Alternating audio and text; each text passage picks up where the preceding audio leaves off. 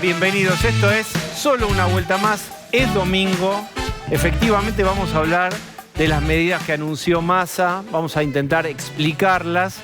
Lo único que ustedes tienen que saber es que todo eso es poco en relación a la terrible devaluación y pérdida de poder adquisitivo después de aquel lunes posteriores a elecciones. Ustedes saben que ahí, ese sí que hubo un violento pasaje a precios. Ya venía la devaluación del dólar formal, del informal por supuesto que sí, y del formal se sintió especialmente. Ese pasaje de ese dólar hasta los 350 pesos, insisto, el oficial, tuvo un traslado a precios muy violento, sobre todo en alimentos, que es lo más sensible y eso que vos no podés prescindir.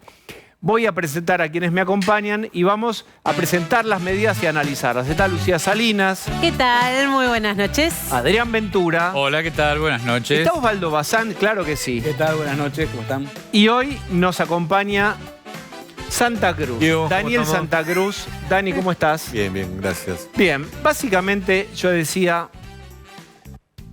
anuncios para intentar paliar la pérdida de poder adquisitivo. Sí. Terrible. ¿Quién me explica un poco cuáles son las primeras medidas, lo más importante? Adrián. Las medidas más importantes, una que tiene que ver con los monotributistas, te las voy a resumir rápidamente. Los monotributistas dejan de pagar el impuesto durante 6 meses. Esperá, ¿para qué hablarlas si podés verlas? Ahí ¿Las tienes. vemos? Vamos Ahí a las ver tenemos, algunas. La secuencia. Acá tenés. Jubilados, pensionados. Esta es la más importante, son 3 bonos que iban a ser de 27.000 pesos cada uno y pasaron a 37.000. 3 bonos durante 3 meses, septiembre, octubre y noviembre. La mínima 124.000. Vamos a la siguiente, rápidamente un repaso. Ahí tenemos monotributistas, lo que decíamos recién, las categorías más bajas, A, B, C, D, no pagan el impuesto durante 6 meses. Vamos a la siguiente, rápido. Acá la tenemos. Tarjeta alimentar. Según tengas 1, 2 o 3 hijos, la tarjeta alimentar tiene un refuerzo de 10.000, 17.000 o 23.000 pesos. Es poco dinero, pero es algo. Trabajadores, créditos para trabajadores. Es decir, el trabajador se podrá endeudar a una tasa subsidiada hasta 400.000 pesos. Vos tenés, por ejemplo, la deuda con el banco, sacás ese crédito subsidiado y pagás la deuda al banco y te lo sacás de encima. Bien. Retención para el agro. Las economías regionales ya se sabía que a partir de septiembre era retención cero. Ahora simplemente formaliza lo que ya había anunciado hace 2 meses. ¿Y qué más tenemos? Las exportaciones, me parece poco, 770 millones de dólares para prefinanciar exportaciones, pero bueno, es algo. A ver, es poco dinero dentro de los márgenes de lo que permite el Fondo Monetario. Ahí tenés uno más. El potenciar trabajo, un refuerzo para los beneficiarios, que se pagará en 2 cuotas, 60.000 pesos en 2 cuotas, de 30 y 30, en septiembre y en octubre. A cuenta, ¿Ese era 20 o 30? 20 decía yo. 20, perdón. Y Bien. acuerdo de precios, lo que ya se sabía, esta semana se va a firmar con 400 y pico de empresas, 435. creo. Hasta 5% de aumento. Hasta 5% de aumento. Y a cambio las empresas reciben un beneficio de 6% impositivo que van a descontar de otros impuestos que pagan las empresas. Bien, esto es importante. 0 aumento en combustibles. ¿Y qué más decía ahí? Esto es importante, Me y falta la suma medicamentos. fija. Lo del aumento de combustibles, hay una reunión pendiente con la Cámara de Estaciones de Servicios que no fueron consultados para congelamiento de precios y si no llegan a un acuerdo, o sea, no les dan un subsidio, están convocando. Hay una medida de fuerza pendiente que es no expender, cerrar las estaciones de servicio de noche. Bien. Y eso está pendiente. Permitime agregar algo que nos faltó en las placas, suma fija. La suma fija es 2 pagos de 30.000 pesos cada uno a cuenta de la paritaria. Es decir, si tenés una paritaria de 70.000, vas a cobrar en ese momento 40.000 porque vas a cobrar ahora una suma fija de 30. Eso es 30 y bien. 30. ¿Públicos y privados? Sí, hasta personas que ganan hasta 400.000 pesos. Bien. Daniel Fernández Canedo, editor de Economía de Clarín. ¿Cómo estás? Bien, gracias. Bien, bueno. ¿Cómo debe leerse esto, económica y políticamente? Estos anuncios hoy domingo. Me parece que lo que hay que leer, faltó una cosa en el anuncio, que es Massa antes de esto había anunciado que el dólar oficial se queda quieto hasta el 15 de noviembre.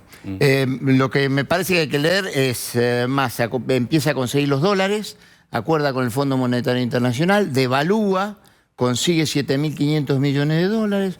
Una vez que devalúa y consigue esos dólares, lo que pasa es que el traslado de la devaluación a los precios fue muy acelerado. Muy acelerado, fuerte caída del poder de compra de los ingresos de la gente que tiene ingresos fijos, de los salarios, ingresos fijos, y ahora trata de recomponer un poco. Todas las medidas, tienen un fin de 3 meses, ¿no? En el caso de los jubilados, aumento de los jubilados o 2 cuotas de aumento salarial de suma fija, con lo cual es hasta octubre, después vemos, digamos. Pero la idea es, después del shock que fue la devaluación y el traslado a precios, un salto inflacionario. Recordemos que los pronósticos de inflación para este mes andan en el 12-13%. Ya ahí fue un saque en el poder de compra de la gente. Me parece que lo que trata de hacer el gobierno en campaña, más en campaña, es de recomponer un poco, tratando de que el dólar se quede un poco quieto y ver si los ingresos mejoran un poco el consumo en los próximos 60 días. ¿Cuánto nivel de consenso tienen todas estas medidas? Daniel Santa Cruz mencionaba recién que quizás lo del congelamiento de los combustibles no está acordado. No, no está acordado. Me parece también que el tema del 5% de aumento de las empresas habrá que ver, ¿no? O sea, ya 5% Ya sobre venían anunciando que habían hecho un acuerdo de precio con los supermercados, con las alimenticias, etcétera. Aumenten solo 5% por mes. Sí. Pero Y a cambio les vamos a dar estas cosas. Lo que pasa es que, por Puede ser. ejemplo, pasa con lo mismo que con el programa de precios justos. Hay un anuncio, hay un listado, y después vas a la góndola y esos productos no están.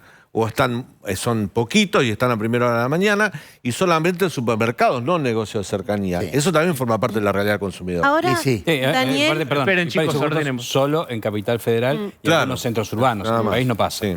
ahora Bien. Sí, Lucía. este paquete de medidas, Daniel, que anuncia hoy Sergio Massa, ¿cuánto habla de su situación como ministro de Economía y candidato? Esta estrategia, si se puede llamar de esa manera, de anunciarlo desde sus cuentas de redes personales, que no haya habido un anuncio oficial desde el gobierno nacional. ¿Cuánto habla de la situación de él como ministro? Bueno, habla, me parece, de lo que trata de salvar en campaña, esto de recomponer el consumo y aparecer no como un ministro candidato que lo que hace es hablar solo de devaluación, de Fondo Monetario Internacional y de todo lo que está referido con un ajuste fenomenal. Bueno, lo que aparece es tratando de recomponer, si ustedes, no sé si lo saben, pero la difusión que se hizo hoy del Ministerio de Economía fue en videitos muy cortos de Lo Massa, acabamos de ¿no? mencionar. son De su medidas. propia, Daniel, de su propia cuenta, ¿eh? Sí, sí, exactamente, en su propia cuenta y bien dosificado como para decir, bueno, tengo anuncios y anuncios y anuncios. Parecen medidas micro que apuntan a los sectores que pueden llegar a votarlos, evidentemente. Potenciar trabajo, medidas micro, muy insuficiente, pero quizás es el límite de lo que le permite el fondo, porque el fondo a su vez te dice, tenés que seguir bajando el gasto público, no tenés que aumentar los salarios del sector público, tenés que recortar, etcétera, etcétera. Pareciera que es el margen de negociación con el fondo. Sí, ahí lo que me parece es que Massa fue por parte. Me parece que dijo, bueno, tengo los dólares ahora, lo que es el ajuste fiscal, nada, yo digo, estas medidas, los primeros cálculos que están haciendo es que cuestan 1.000 millones de dólares, digamos, o sea, en términos de lo que va a implicar para los jubilados y... 1.000 millones de dólares que, recordemos, digamos, básicamente, como es hasta noviembre, o hasta octubre, básicamente lo que está haciendo es un plan platita disimulado. Claro. Y el tema es que ese plan platita lo hace, la campaña de Massa la estamos pagando todos nosotros con plata que todavía directamente no está y que lo único que hace es trasladar más deuda al próximo gobierno. Es una irresponsabilidad, me parece, absoluta lo de Massa, lo de decir, yo hago campaña con plata que total es del Estado, total, después, qué sé yo ahora le doy este bono a los jubilados, ¿no? Que no está por ley, digo, es un bono.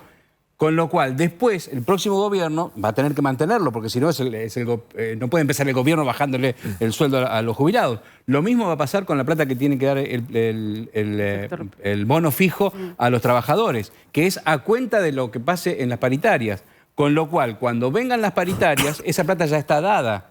Digo, y el que va a tener que poner la cara desde noviembre es el próximo gobierno, así sea el mismo. Pero para mí está gastando esta plata que no es de él en su campaña. Y aparte, me parece, Osvaldo, coincidiendo con esto, es que en el mundillo de los economistas, en el mundillo, lo que se dice es, bueno, mira, Massa devaluó, subió el dólar 22,5%, pero ojo que en diciembre, con la inflación que se genera, el dólar va a estar prácticamente en términos reales en el punto de partida que tuvo antes del momento de la devaluación. Pero Porque yo además quiero decir esto una cosa, también es cierto que necesario. esto sirve para campaña. pero es irremediable, lo tiene que hacer sí o sí. Pasa que también es inflacionario. Pero, espera, lo que yo quiero decir es que hay segmentos que ya no aguantan más. Claro. Hoy contaba Santiago Fioriti en su columna habitual que hay 10.000 comedores que están asistiendo, suplementando la posibilidad de alimentarse de vastos sectores que ya no dan más. Y que cada vez hay más comedores que están poniendo carteles de que se acabó la comida, hay escenas de tensión ahí, porque hay gente, familias enteras que van a comer, que se cayeron en la pobreza y tienen que ir a alimentarse ahí. Fíjense, todo esto es suplementado por ayuda estatal de diversas... Sí, pero esto es, más allá de la campaña, que por supuesto vos tenés razón, ya es una línea que abajo te ahogás. eso es cierto, pero la plata no está yendo a los comedores. Y entre otras cosas, el problema que tienen los comedores, que tiene el Estado para comprar alimentos ahora, es que como el Estado paga 90 días, ningún proveedor quiere vender, porque con la inflación que hay, si dentro de 90 días vamos a tener un 20% más de inflación, ¿quién le va a querer vender al Estado? La plata no está yendo a los comedores. Lo que yo digo es que la devaluación llevó la franja en la cual o flotabas o te hundías, la hizo más finita todavía. En realidad la hizo más gruesa. Hay más gente que está mucho más jugada. Pero con una particularidad que hay que resaltar. Por primera vez, trabajadores registrados, trabajadores bajo convenio, están asistiendo a comer, van a los comedores o a los merenderos con su familia. Porque a pesar de tener un sueldo en blanco, como decimos comúnmente, no les alcanza para alimentar a su familia. Daniel, pobres. permítame, Son Daniel. pobres, aún con Daniel. trabajo. Sí, yo lo que creo que todo esto de lo que estamos hablando tiene una particularidad respecto de cómo Massa tenía que salir a aumentar los salarios y las jubilaciones como para poder compensar la fuerte pérdida. Porque lo que pasó acá es que la devaluación, esto que se llama el traspaso de la devaluación a los precios, en la historia argentina era 2 meses y medio, 3 meses y medio, 4 meses. Acá fue instantáneo, digamos. Tremendo. Fue de una velocidad que en 72 horas los precios entraron a registrar lo que decía la devaluación y los aumentó por lo que pudiera, ¿no? ¿Por qué se dio tan rápido el traslado hacia... Y bueno, porque estás en un régimen de inflación nuevo. Recordemos que a principio de año estábamos en un régimen de inflación del 4%, ahora estamos en un régimen... la inflación de este mes, insisto, podría ser del 12 o 13%. Tuviste un salto en el cual la gimnasia que tenés en términos de la actualización de los precios por parte de las empresas, con la incertidumbre que genera, bueno, un dólar que no sabes cuánto va a valer, con un gobierno que parece le fue mal en las PASO y demás, bueno, hay aumentos por devaluación y hay aumentos por especulación, obviamente. Pero ahí si efectivamente, como vos decís, Daniel, la próxima inflación va a ser de 2 dígitos, todas estas medidas ya van a terminar quedando muchas de ellas por detrás incluso de esa inflación, a semanas o a días del anuncio. Y creando más inflación. Me parece que algo tenés que generar, porque si no, digo, más allá de la campaña, lo que decía Osvaldo, Ya está está el tema que la gente no puede Más allá de la comprar nada. especulación electoral, ya está la gente jugada. Hay mucha gente que necesita ya la asistencia, los bonos, la suma fija, el salvavidas que sea y del color que sea. En instantes vamos a estar hablando con Santiago Kovadlov también, yo lo mencionaba hace un ratito. Bueno, es un momento raro de la Argentina, con muchas cosas nuevas y muchas tristemente repetidas. Vamos a hablar con Santiago, ya en unos instantes. Lucía. No, enganchado a esto que mencionábamos recién, ¿cómo se va a terminar pagando todo eso? Y retomo esto que decía Osvaldo, finalmente es inflacionario. Digo, lejos de resolver algo, lo único que hace es incrementar el gran problema que tiene hoy la economía argentina. Bueno, me parece que tiene que ver con las dos cosas, con la inflación y con recomponer los ingresos. Y cuando estás en una situación como la que está Massa, que a la vez es ministro y candidato, bueno, entiende que algo tiene que hacer más allá de que sabe que la inflación se lo puede comer en los próximos 2 meses. Ahora, No se olviden que a fines de septiembre se conoce el índice de pobreza del INDEC. Sí, también. Entonces el gobierno te va a decir, mira, sí, la pobreza creció porque el índice viene horrible, va a estar arriba del 40%, pero yo te ayudo. Y bueno, pero hay que prever eso también. Pero Massa, hagamos una lectura política. Massa se juega la epopeya que es, con todo este contexto económico catastrófico, aún así meter al oficialismo en un balotaje. Si eso logra él va a pedir lo que pasar al manual de historia, porque la verdad es que con esta inflación, con el aumento de la pobreza y además con esta macroeconomía, si llega a subirse al balotaje va a ser increíble. Me parece que a esta es la apuesta.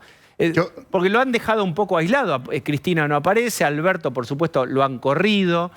Lo ves solo jugando a Massa. Bueno, Massa es un ministro candidato de un partido que no es hegemónico dentro del conglomerado que está, y aparte, bueno, lo que tiene es esto de que perder yendo al balotaje queda como jefe de la oposición. Me parece que absolutamente. Ahí se juega el liderazgo, Daniel, el peronismo. Muchos economistas dicen que para hablar de hiperinflación no es tan importante el número, sino la celeridad con la que la inflación llega al consumo, a los costos diarios.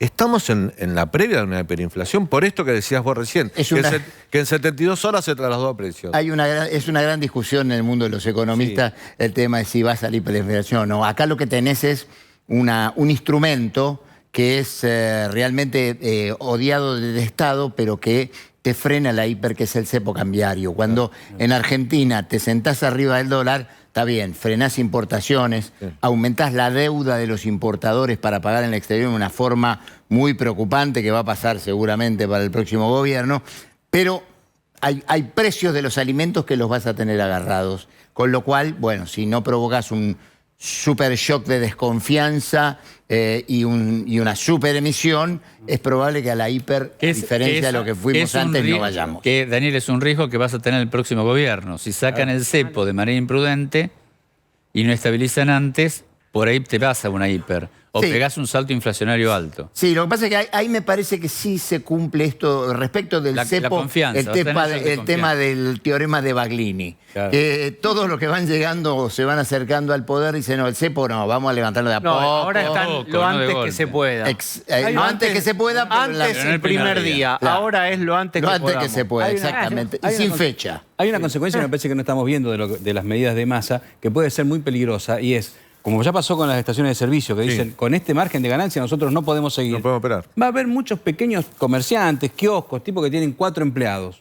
Digo, ¿cómo van a hacer para pagar lo que tienen que pagarle por, obligatoriamente? La suma fija obligatoria. Cuando dicen, no, mira, no les puedo pagar. Esto, por otro lado, además es el incentivo para que tomes empleados en negro, porque si los tengo en blanco tengo que darle la suma fija. Digo, hay muchos negocios que están muy al borde, que apenas pueden pagar el alquiler. ¿Qué va a pasar con esos negocios que apenas pueden pagar el alquiler? Una panadería con 10 empleados, ¿cómo hace? Digo, esto me parece que es una consecuencia que alguien tiene que prever, o porque no le importa a Massa que esos sean sus votantes. Bien, yo creo que esto es real, creo que ahí habrá negociaciones privadas donde te doy 10, de Mari la semana que viene te doy 10, la otra te doy 10, te segmento, te lo cuotizo. Y efectivamente es una cosa impuesta, esto es así. La vamos llevando, va a ser, bueno, te voy pagando como pueda, con tal si querés tener el trabajo, y se genera, bueno, esto que tiene la economía argentina, ¿no? Que el 40% trabaja en la informalidad. Muy bien. Finalmente hemos de decir que la oposición tiene que empezar a poner en blanco sobre negro, que es lo que va a proponer. Milei hizo una propuesta. Ahora la propuesta de la dolarización está matizada o hay varias propuestas, no matizada, pero hay 3, 4 propuestas, hay que ver cuáles eligen, no sería de entrada, y mientras Juntos por el Cambio decide si efectivamente lo confirman a Melconian y qué salen a anunciar, ¿no? Sí, me parece que sí, me parece que vamos a tener una campaña de economistas. Digamos, una campaña donde se va a hablar mucho de economistas, me parece que está en el medio de la dolarización, los denominaría prebocetos de dolarización, todavía están en esa instancia. En prebocetos, lo que está claro es que para dolarizar necesitas dólares, y necesitas mucho dólar. Los cálculos son de 30.000 a 40.000 millones de dólares. Y para conseguir eso, la Argentina, ¿qué va a hacer? ¿Se va a aumentar el endeudamiento? ¿Va a vender la joya de la abuela? ¿Va a provocar una inflación tremenda como para que después los dólares alcancen para dolarizar? Es todo eso muy endeble. Y me parece que es lo que va a tratar de ofrecer el tándem Bullrich-Melconian, es una economía, bueno, hacia el equilibrio fiscal, hacia que no haya emisión para abastecer al tesoro, y tratar de hacer una cosa más pausada en términos de levantar el cepo. Muy bien, gracias por haber venido. Siempre es un honor, un gusto. Muy bien, si ustedes me acompañan, yo voy a ir a hablar con Santiago Kovadlov y vamos, por supuesto, hablar de este fenómeno que se sabía que ya existía y que iba sumando votos, pero en la sensación térmica que eran los votos para Milei. Bueno, a partir de las PASO, esa sensación se transforma en un número. Hay un tercio de la sociedad y algo más que al menos en las PASO, no sabemos si va a confirmarlo esto en octubre, se inclina por un personaje que pareciera outsider, aunque muchos de quienes lo acompañan no lo son. Es Javier Milei. Hay una parte de la sociedad que está cambiando, que está pensando. De eso vamos a hablar con Santiago Kovadlov, de Patricia Bullrich, de su propuesta y de cómo queda el oficialismo. Ustedes me acompañan. Vamos ahora mismo a charlar con Santiago Kovadlov. Santiago Kovadlov, ¿cómo estás? ¿Cómo te va? ¿Qué tal? Bien. ¿Qué impresión te dio el resultado de las PASO? Yo sé que pasaron 2 semanas, no te vimos. ¿Qué impresión tenés vos de todo lo sucedido, digamos, 2 semanas después? ¿Qué ves? Bueno, ante todo creo que en términos autocríticos en relación a la oposición formal, conviene advertir que nadie esperaba este resultado. Esto remite a una pregunta: ¿hacia dónde se estaba mirando? Es decir, ¿qué diagnóstico existía acerca de lo que era la composición del electorado como para que se estimara, por una parte, que Milei podía alcanzar eventualmente un 20, un 18% y termine alcanzando lo que alcanzó? Si ese cálculo no fue bien hecho, entonces la tarea autocrítica ya no consiste en sumar o restar, sino en tratar de entender cómo se mira, con qué parámetros y qué capacidad de discernimiento social tiene esa oposición.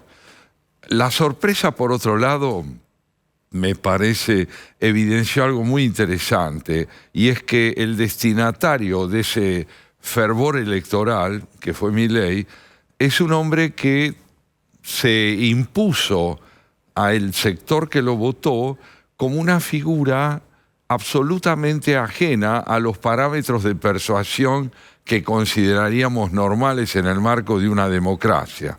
Levantó una antorcha apocalíptica, explotó la vertiente del hartazgo social, de la miseria, de la incertidumbre, promete una redención social por vía de la depuración de la clase política, que implicaría esencialmente eliminarla en su conjunto.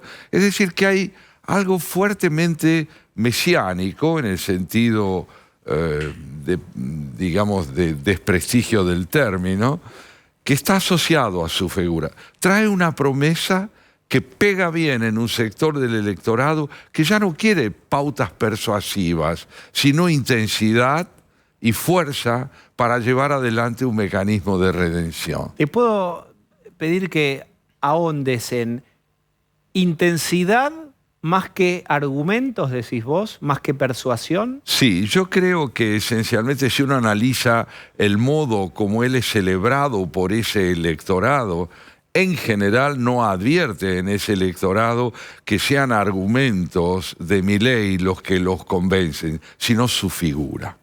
Su figura es la que parece haber concentrado el interés de la mayor parte de su electorado. Una figura de enorme actualidad estelar en el sentido actoral del término, ¿no es cierto? Un hombre cuya figura viene a redimir a ese electorado de la apatía o de la indiferencia que despierta una conducta moderada por parte de un candidato. ¿Por qué lo moderado no vende o vende menos de lo que querrían algunos que venda? Porque el sistema no está firmado.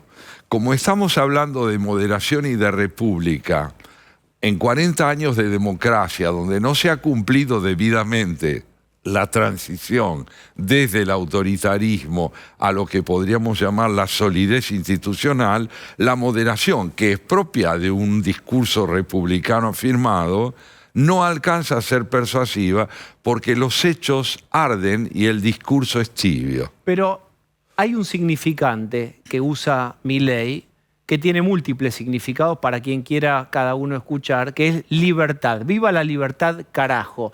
No dice, Santiago, viva la República, carajo. No. ¿Cómo es que ahora la oposición tracciona con viva la libertad y no viva la República? Tantos años de la República en el centro, no podemos perder la República, y ahora resulta que una gran parte de la sociedad, muy importante, dice, la República está bien, pero vamos con la propuesta de la libertad. Yo entiendo que el gran desafío que tiene Patricia Bullrich es el siguiente, a mi entender.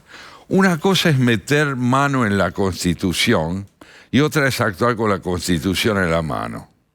Son cosas distintas. Meter mano en la Constitución es convertir a la Constitución en un pretexto para ejercer un poder fuertemente arbitrario. Actuar con la Constitución en la mano significa que el rigor, el orden, los principios fundamentales de la convivencia tienen como referente lo que la Constitución exige. El camino de Patricia, para mí, es este, y creo que lo ha evidenciado. En una mano la Constitución y en la otra el rigor que consolide a la República, porque la República no pide violencia, la República pide convivencia. La Constitución la garantiza y creo que el temperamento de ella también. Pero vos sugerís que Milei no viene con el parámetro constitucional o con la Constitución en el centro de su propuesta. En el centro de su propuesta, de ninguna manera. Milei tiene una palabra central que es yo. Yo. L'état c'est moi, decía el emperador francés. Creo que él aspira a presentarse como el gran transformador, con mucha más potencia que la Constitución Nacional. No quiere restituir el valor de la palabra escrita, sino instaurar el valor de una palabra redencional. Es interesante esto, porque, insisto, con este fenómeno, pasaron muchos años de gobiernos kirchneristas y peronistas y parecía que en el centro de la oposición había un concepto que era la república, la división de poderes, y de repente aparece una foto, insisto con esto. Ahí te interrumpiría para Dale. decirte lo siguiente. El kirchnerismo trabajó denodadamente para desprestigiar a la república y ha tenido éxito. Logró socavar los fundamentos de la credibilidad del sistema constitucional. El poder concebido como referencia autocrática tuvo una expansión notable. La intransigencia conceptual en absoluto remite a la Constitución. Entonces Milei encuentra un camino plenamente allanado ya por el descrédito en que cae la República bajo los 20 años de gobierno kirchnerista. Ahora está llevando a cabo el descrédito de una manera de concebir el populismo, porque la República ya está en él desacreditada, que consiste en desacreditar al populismo presunto de izquierda. Pretende él que el liderazgo pase a otro autócrata, no necesariamente a la Constitución Nacional. ¿Y por qué entonces, si lleva la Constitución en la mano, los que votaron a Milei la votarían a ella, Patricia Bullrich? Yo no diría que los que la votaron a Milei masivamente la van a votar a Patricia. ¿Para qué le va a servir a Patricia Bullrich en tu lógica, que evidencia aún más que ella viene a transformar fuerte, pero con la Constitución, dentro de la República? Finalizadas las PASO, con el triunfo de Patricia, se hizo evidente en el electorado de Juntos que el concepto que ella tiene de la Constitución unida a la severidad y la coherencia con que aspira a proceder, van a garantizar aquello que en las PASO estaba en duda. ¿Ganaba Patricia? ¿Podría ganar Patricia? Ganó. Al ganar ella, hoy tiene en la mano sus convicciones de siempre y la Constitución la está esperando para que cuando ejerza la presidencia evidencie que eso recupera electorado. Recupera electorado. Ella va a tratar de recuperar el electorado en donde lo perdió y donde hubo abstención. Una cosa es la abstención y otra es el fervor redencional. La abstención revela tristeza, desconcierto, desorientación, no un fervor alternativo para sanar todo lo que está enfermo. Ahí, creo yo, donde no se ha votado y donde ha habido dudas sobre su poder, es donde yo creo que ella va a encontrar la posibilidad de un equilibrio electoral. Esa es por la positiva. Si tuvieras que señalar errores discursivos o falta de énfasis o falta de fuerza en el mensaje o la propuesta general de Juntos por el Cambio. ¿Qué le faltó a Juntos por el Cambio? Coherencia entre el discurso de los dos candidatos. Uno decía una cosa, el otro decía otra. Uno prometía convivir con quienes, a mi juicio, formaron parte de los enormes errores y desmesuras que se cometieron. La otra, con la intransigencia, estaba diciendo: aprendamos de la experiencia. Ese discurso doble que escuchó el afiliado o el elector de Juntos por el Cambio es un discurso que desorientó, porque no se sabía si ganaba un proyecto nuevo o una forma nueva de seguir con un proyecto sin potencia renovadora. ¿Y qué dirías de quienes votaron a Horacio Rodríguez Larreta y no necesariamente voten a Patricia Bullrich? Porque en realidad hay una cosa que está mal leída, que Milei le sacó a Patricia Bullrich 1 punto y pico. No necesariamente. No necesariamente. Eso es la suma de Horacio Rodríguez Larreta que con Patricia Bullrich. ¿Cómo están tan seguros de que esos votos de Horacio Rodríguez Larreta van a ir a Bullrich? Yo creo que si prepondera, y esto es una conjetura, la necesidad de reconstruir la vigencia de la Constitución Nacional, van a ir a Bullrich. Mucho más por esa necesidad que porque se haya producido un tránsito profundo y visceral de Rodríguez Larreta a Patricia en términos del liderazgo al que se aspira. Pero en un punto creo yo que ese electorado quiere vivir dentro de la ley, no quiere innovar en términos de legalidad, dándole al poder más fuerza que a la ley. Creo que ese electorado va a confiar en la Constitución porque ya confió en la Constitución al elegirlo a Rodríguez Larreta. Macri, ¿dónde se tiene que parar? A mi modo de ver, Macri es un hombre cuya experiencia tiene que ser capitalizada por este gobierno. Tiene que ser un interlocutor posible del gobierno en el caso de que ganara Patricia la elección. Un interlocutor, no un orientador. Un hombre que con su experiencia puede aconsejar y sobre todo con su capacidad de revisar su propia gestión. El capital de experiencia de Mauricio Macri son sus aciertos y sus errores. Si él los pone en juego, va a poder brindarle a Patricia Bullrich puntos de vista que la enriquezcan. Porque muchos dicen, ojo, que no parezca que es el conductor del espacio y que Patricia Bullrich tiene un poder delegado. Ya venimos de esa experiencia con Cristina y Alberto Fernández. Tengamos en cuenta que Patricia Bullrich tiene carácter. Bien, está Adrián Ventura. Sí, ya que estaban hablando de Macri, quiero retomarlo desde ahí. Macri, por un lado, parece estar apoyando a Patricia Bullrich, que tiene valores republicanos, un poco más moderados que Milei, valores de Juntos por el Cambio, y del otro lado parece estar elogiando a Milei, que, como decís vos, Santiago, es el Estado soy yo, y que pareciera tener poco de republicano. ¿Cuál es el verdadero Macri?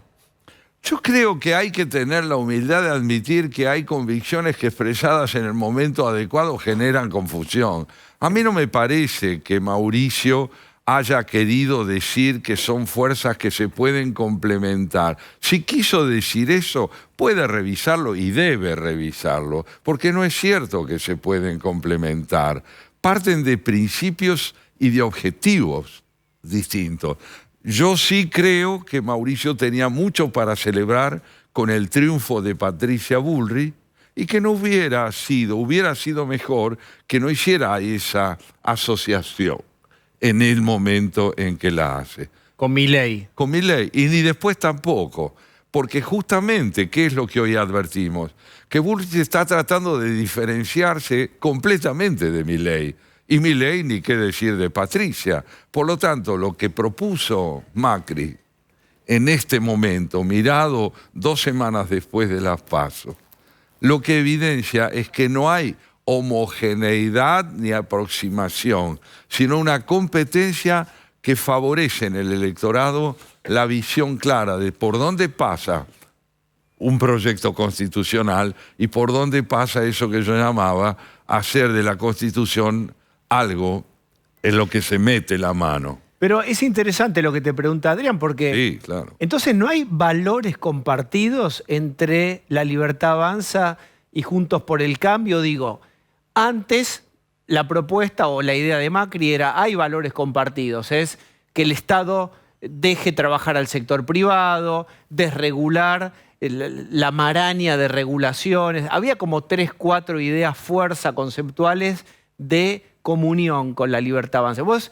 dirías, ¿no hay valores compartidos? Preguntémonos también por qué Spert se fue del encuentro con Milei.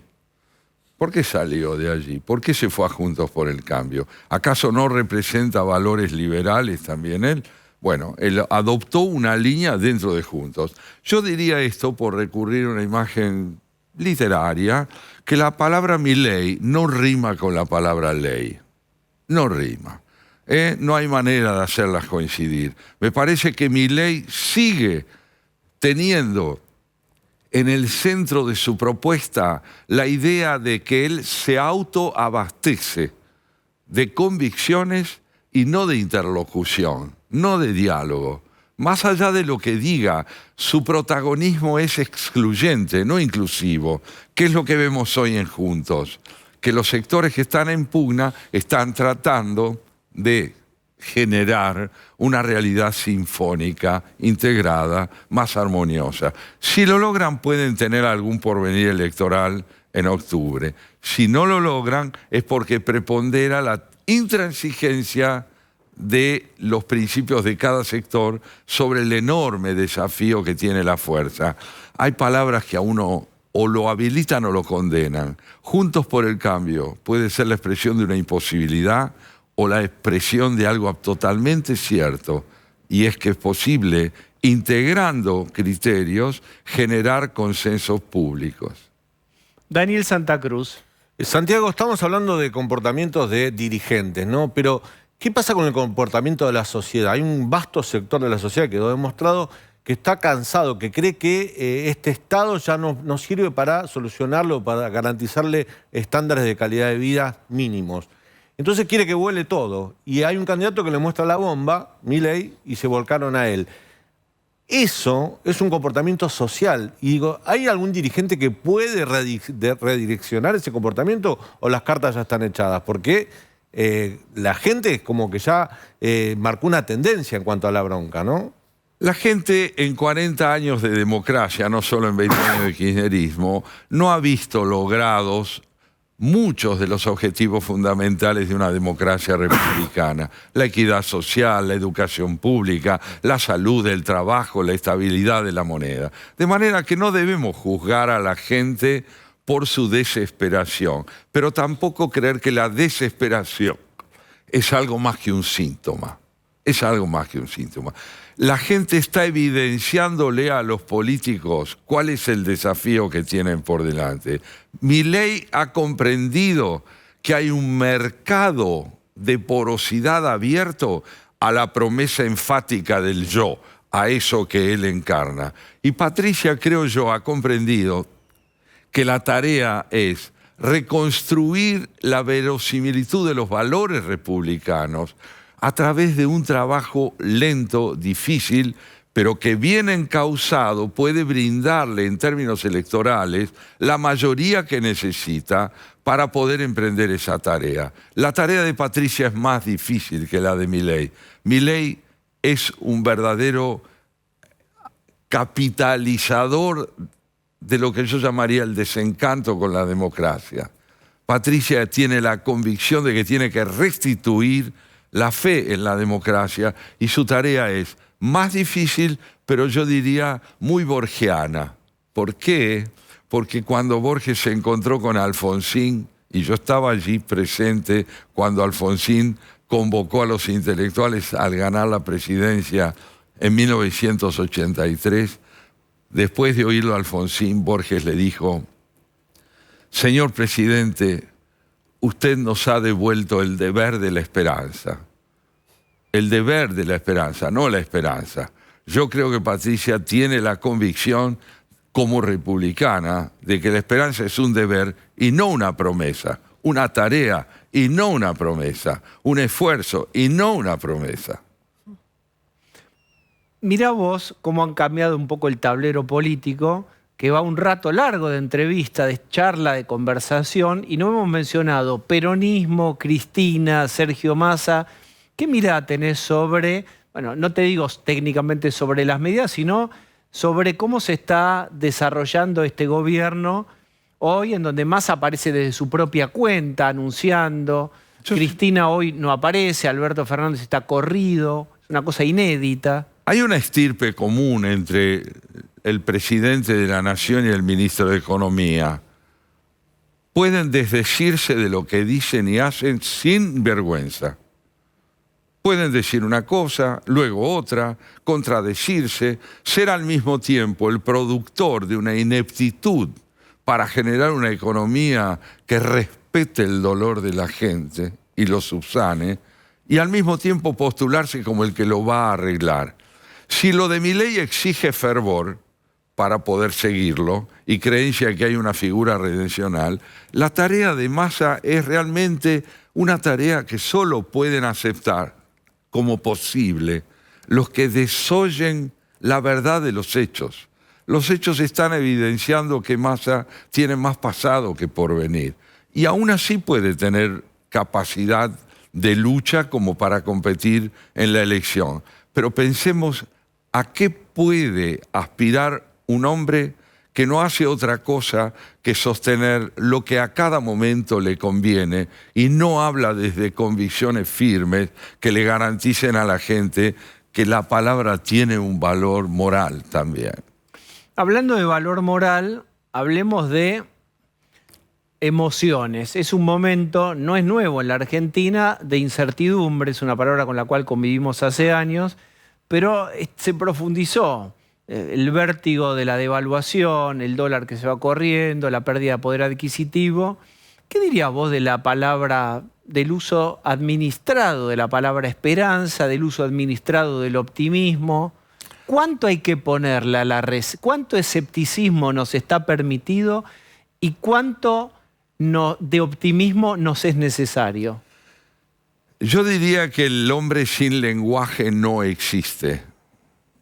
La demagogia se vale de consignas que pervierten el lenguaje. ¿Qué es el lenguaje? ¿Qué es la palabra? La palabra es el espacio posible de los consensos en torno a los significados. Si yo me desmiento permanentemente, si los hechos no se corresponden con las palabras, caigo en aquello que decía John Locke, que alguna vez comentamos. Si la realidad no coincide con mis palabras, peor para la realidad. Hermoso. Hoy estamos viviendo un momento en que la realidad está pagando la desatención de lo que las palabras piden. El lenguaje no es un artificio, es la expresión más honda de la consistencia moral de un individuo. Un demagogo aspira a su deshumanización encubierta. Santiago Kovadlov, muchísimas gracias por haber venido hoy a charlar con nosotros. Gracias. Gracias.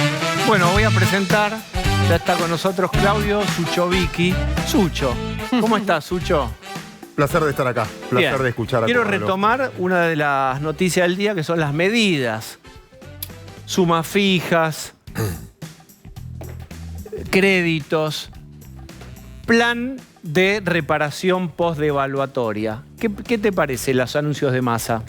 Escuché la nota anterior con Canedo y creo que fue bastante clara. Van a girar más pesos para que la gente pueda sopesar la devaluación y la pérdida del poder adquisitivo que tuvimos todos en un momento donde la gente no quiere esos pesos y el tema dónde van a ir.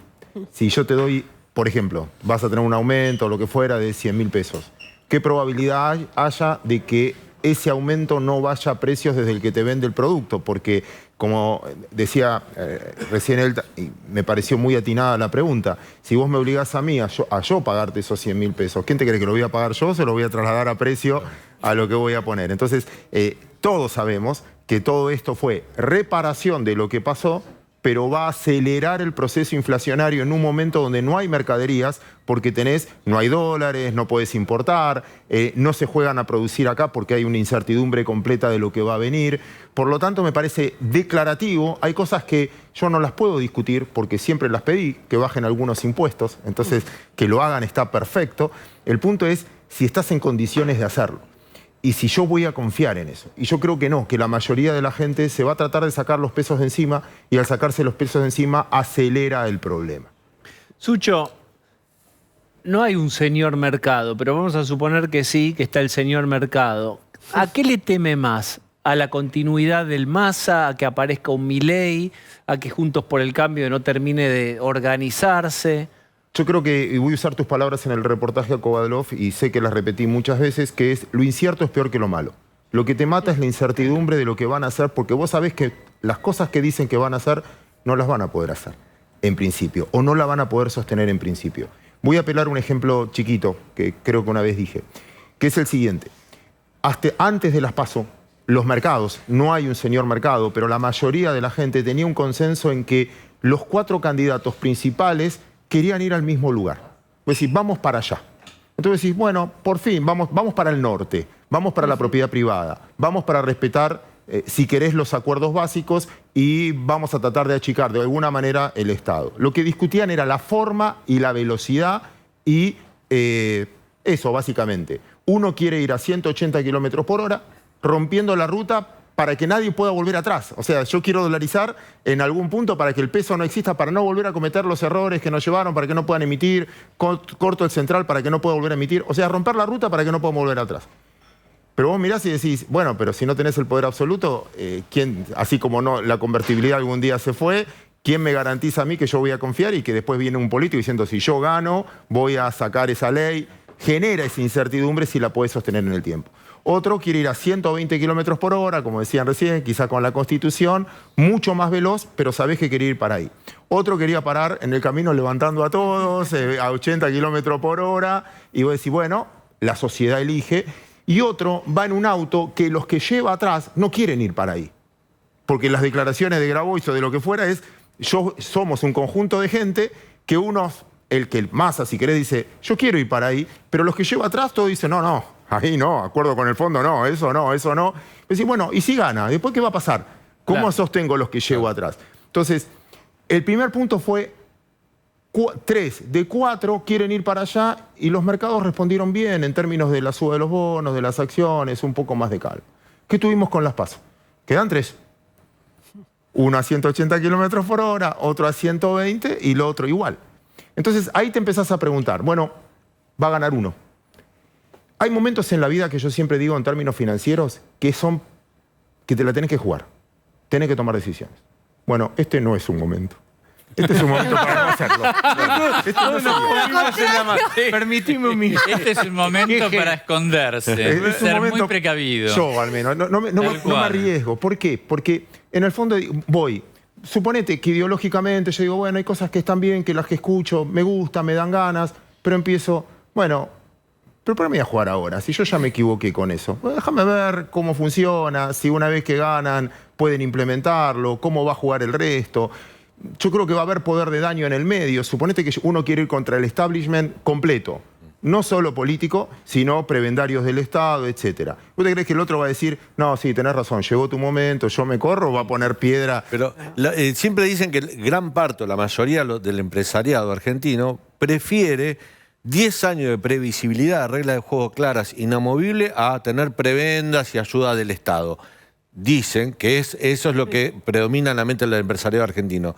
Hoy están en el peor momento, porque si hay una imprevisibilidad la tenés adelante. También uno habla de empresariado como empresariado y hay empresarios que son prebendarios del Estado y necesitan un Estado que te dé favores o para ganar. Claro, y después tenés empresarios que se la juegan todo el tiempo que no quieren que le pongan un pie encima, nada más. Entonces yo no me animo a generalizarlo. Hay gente que prefiere lidiar con el Estado, porque es contratista del Estado y es mejor saber que puede arreglar con alguien que a la competencia Sucho, sana y clara. ¿Me permiten? Una pregunta muy Antes de concreta. una pregunta, quiero convocarte a otra cosa. ¿Hay una medida más que acaba de anunciar Sergio Massa, Adrián? Sí, para trabajadores de casas particulares, que son 425.000 trabajadores, les da un bono de 25.000 pesos durante 2 meses, 25 en septiembre y 25.000 en octubre. Lo acaba de Vemos. publicar, mira, el video.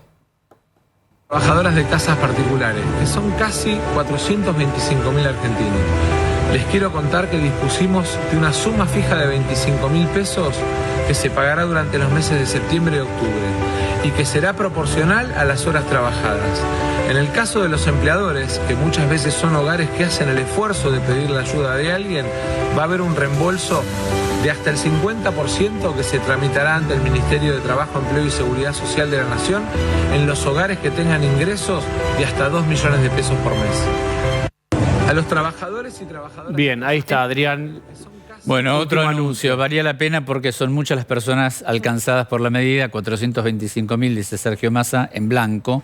Así que también hay personas que trabajan en negro en servicio doméstico. Pero quiero retomar con vos una pregunta bien concreto, porque mi ley no termina de generar confianza entre los empresarios. Parece un cambio de reglas muy abrupto. Comparto. Bien concreto. Sí, bueno. Tiene el apoyo de algunos y algunos importantes, te quiero contar, Sí, Adrián, obviamente que sí, y Ratat no digo dio que- su apoyo total, no voy a decir en un Nequian, pero por supuesto, Bueno, sí, todo el porque es su grupo. padre. Bueno, La fuerza del cielo. bien. Pero no Por digo eso- que no lo tenga, digo que el cambio de reglas de juego, el empresario que se arriesgue a mi ley, está enfrentando cambios de reglas de juego muy fuertes. Depende, porque en el fondo, primero, vamos, si querés, discutimos propuesta por propuesta y No, te vemos estoy preguntando. qué puedo. Yo en el proceso digo, bueno, ¿qué son reglas de reglas claras o lo que vos decís? Insisto, si yo necesito un Estado que me dé prebendas, que me pague parte de los sueldos, que me pague lo que fuera, y dependo del Estado. Ahora, si me ofrecen no depender del Estado, a mí en lo personal, por mi ideología y mi forma de ser, me gusta, yo acepto la competencia. Ahora, si tengo que pedir permiso, entonces, tengo que pedir permiso para importar, tengo que pedir permiso para exportar. Algo que decías vos, Daniel, en la pregunta a Kovadlov, que me pareció, y yo comparto plenamente, porque me pasa a mí en lo personal, perdón que sea autorreferencial. Vos te cansás de que tener todos los días pedir permiso para algo. Claro. Para si me tengo que vacunar, si tengo que salir del país, si tengo que hacer esto, si tengo que pagar, y bueno, y me tienen que decir lo que le tengo que pagar a la gente y cómo hago. Vos querés detonar ese sistema, ese es el cansancio. Entonces, hay mucha gente que te dice, pero no solo en Argentina, en el mundo, Claro. que de ese estado presente se convirtió en algo completamente invasivo, Claro. en algo que todo el tiempo le tenés que pedir Que te permiso, agobia. pero para todo, y no sé, siempre quedás con la duda, viaje, listo, ¿con qué pago? No, dólar tarjeta, no, pero ahora ojo que te conviene usar dólar esto, y vivís pendiente de un montón de reglas. Entonces, ¿qué es un empresario? Un tipo que le tiene que decir, vos tenés que hacer tal cosa. Entonces yo creo que dirrumpe en la política y también dirrumpe, y es muy buena la autocrítica, de cuál es la relación que vos tenés con cierto empresario que solo funciona si es amigo del Estado. Y vos lo podés ver claramente en que cada vez que ganó un tipo de ideología política, venían los amigos y eran los que se quedaban con las compañías. Entonces, vos querés vivir con... No, garanticémosle a esos que tienen empresas empobrecidas, muchos casos, y ellos un patrimonio fenomenal. Entonces, y ahí empezamos a discutir. ¿Qué es la garantía ¿Quién es el poder de del lobby? quién está a favor, quién está en contra? Y si eso a vos te suma o no te suma. Muchas veces no sos rehén de algunos empresarios también. Claro. Para mí no son empresarios. Yo soy defensor de eso. Yo soy capitalista, me gusta, trabajo en el sistema. No es que escupo en el sistema. Pero hay muchas cosas que vos también sos rehén, que piden monopolios, piden precios. Bueno, entonces, esa disrupción también, no sé si no es lo que quiere la gente. Osvaldo. Tiene mucho poder de lobby. Me quedé colgado con una con las cosas que recién planteó Massa, que dijo que a gente que tiene más de que cobra hasta 2 millones de pesos, el Estado le va a ayudar a pagar a su empleada doméstica. Le reembolsa hasta el 50%. de... El Estado va a pagarle a gente que gana hasta 2 millones de pesos plata para que tenga su servicio doméstico. Claro, entonces ahora... ¿De dónde sale esa plata? Cada medida que anunció Massa tiene una contraprestación. Es decir, el acuerdo de precios, la lógica del anuncio es esta. Los empresarios que ponen los productos más baratos en la góndola, 5%, a cambio 6% de descuento de impuestos.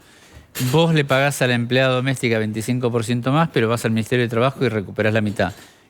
Es la lógica. Ahora, ¿dónde sale la plata? De nosotros. Claro, pero digo, la plata. Déjame- yo gano déjame 2 millones de contestarle. pesos La plata y el es Estado me va a ayudar a pagar mi empleada doméstica. Déjeme contestarle con una pregunta en todo Impuestos, caso. ¿sabes? Las medidas que estamos escuchando, como la devaluación del día después de las PASO, ¿son medidas electorales o son medidas en beneficio de la población? Para mí son electorales. Son hoy electorales, Massa- son electorales. Claro. Claramente ¿Por qué Massa devaluó ganó el su día campaña. después de las PASO y no Perdón, antes, cuando se lo pedían No, todos? bueno, Volvemos a la discusión. Sí. No es solo electoral, es acuciante la necesidad, no en ese doble ingreso de 2 millones de pesos, por supuesto. Pero hay un montón de gente, digo, por eso está sumando público ahora que es más tarde, hay una línea, una franja de personas que después de la devaluación quedaron con el agua al cuello y necesitan asistencia ya, o gente, lo mencionaba Daniel Santa Cruz, mencionado muchísimo, que no comía en comedores y ahora tiene que ir a pedir a comedores que los asistan.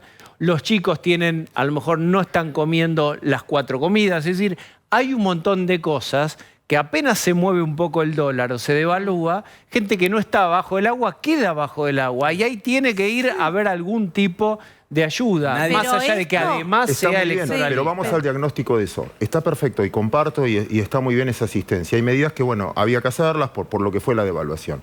Ahora, ¿no llegaste a esto? ¿No llegaron a personas que estaban en clase media a bajar precisamente por la inflación? Claro. ¿Y vos te crees que esto va a bajar la inflación o va a subir la inflación? No, esto absolutamente es inflacionario. Esto no es. Entonces no le piensa estás en la solucionando el macro. problema. No, Lo esto que estás diciendo es, bueno, hoy comés y dentro de 3 meses vas a quedar mañana desajustado de vemos. Hoy vuelta. tomá, mañana Bueno, vemos. entonces claramente Sucho. son medidas electorales. Eso digo, más Si claro. comés y mañana lo vemos, acaba- es lo- electoral. lo dice Ahora, es una Sucho. cosa Hoy comés, dentro de 3 cosmética. meses vemos, dentro de 3 meses ya votamos. Es una cosa Muchachos, cosmética, ¿cómo- pero ese video... Puedo no estar de acuerdo con usted. Sí, Puedo sí, estar de sí, acuerdo sí. en que es electoral y además es Es necesario, acuciante. seguro. Es que no se, Pero no esa- se excluyen. es- No ¿Por puedo qué se- creer. Pero Pueden ¿por ser qué las no dos. creen? En televisión tiene que ser Sí, solo una respuesta. No, digo, dos no la pero a mí podés me hacer, parece dale. que es acuciante, como bien decís, pero ellos mismos han llevado Pero a está, esa, ¿y ahora esa qué haces, enorme Lucía? cantidad ¿No de... se lo das? Pero es que ¿No esta das el medida, plato? lo que yo creo, sin el detalle o sin la letra chica, es que estas medidas en una semana ya son Exacto. insuficientes y termina incrementando la inflación. Y después una cosa muy cosmética de ese video, que la música que le ponen, esa Bueno. cosa media teatralizada también, son responsables Mirá- de este escenario. Mirá la Pero devaluación. chicos, nadie dice que no. Estamos hablando de gente que ya está en la línea de pobreza y bajando, nada más. Dale, Claro. vamos. Esa estaba antes. Te compro Es tu una teoría. cosa de Lo que digo locos, es no si se no. la solucionás. Pero por supuesto, Sí. pero nadie Y el- está en esa idea, Sucho. Y cierro con el valor de la confianza, que ya también siempre es palabra trillada si quieren, de cada una de las medidas. Ejemplo, vos devaluaste Sí, del día después de las PASO. sí. Bajó la brecha 2 días. Y ya se la morfó entonces la devaluación ya no tuvo sentido Bien. en términos, el daño, entonces vos decís, bueno, ¿cómo va a provocar esto en la gente? Bueno, ¿quién lo va a pagar? Más emisión monetaria. Si yo creo que va a haber más emisión monetaria, entonces, ojo, que entonces voy a potenciar más esa inflación que quizás terminás estando peor que antes de haber tomado las medidas. Ese es el Estoy de acuerdo con vos, Sucho. Y Muchas yo estoy de gracias. acuerdo con vos. Bien, ahí está. Y si no estamos de acuerdo, decimos que estamos pero estamos de acuerdo en esto. Gracias, Sucho, Al por haber contrario, un venido. placer. Muy bien. En instantes vamos a recibir a alguien que, si todo sale como lo previsto, va a integrar la Cámara de Diputados y ahí se abre una gran pregunta y es, ¿cómo sería la interacción de los diputados o senadores de La Libertad Avanza con el resto de los diputados de otras fuerzas políticas? ¿Debaten previo a salir a votar en los anteproyectos, en las comisiones?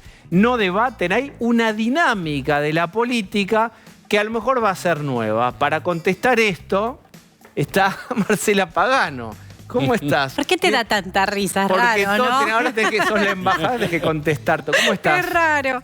Bien, feliz, como siempre, de venir acá con ustedes. Tu Bien. silla era esta, ¿eh? Sí, hola, acordás? es verdad. El otro día no estabas vos. No, el otro día no estaba. Las cosas de la vida, Pagano.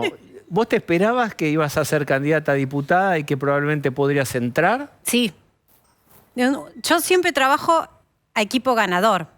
¿viste? Ama. Lo primero que trabajo es la autoestima, Diego. Está muy O bien. sea que- Pero vos ya sabías que Milei iba a ir bien. Yo te voy a ser honesta. A ver. En la provincia de Buenos Aires yo sentía, por las recorridas que hacíamos y el calor de la gente, que lo palpás muy en primera persona, que no había coincidencias entre lo que yo sentía en la calle y lo que me decían los encuestadores políticos o lo que decían los analistas políticos. O sea, yo a priori vi un resultado diferente. O sea, que a mí no me sorprendió lo de la provincia. Estaba esperando un número mejor el que se proyectaba. Ahora, obviamente, cuando terminé a las 4 de la mañana y vi el recuento final y vi el mapa pintado de violeta, eso sí me sorprendió. ¿Cómo imaginás la interacción para sancionar leyes en el Congreso? Yo espero que después de este exitismo que se genera cual River Boca en las elecciones en Argentina, empecemos cada uno a trabajar con la instrucción cívica que el deber nos amerita y poder establecer diálogos y acuerdos desde todo lugar buscando mejoras para la gente. Yo creo que si esta elección por lo menos ratifica lo que estamos mostrando hasta ahora, lo que se observa es que la gente quiere un cambio.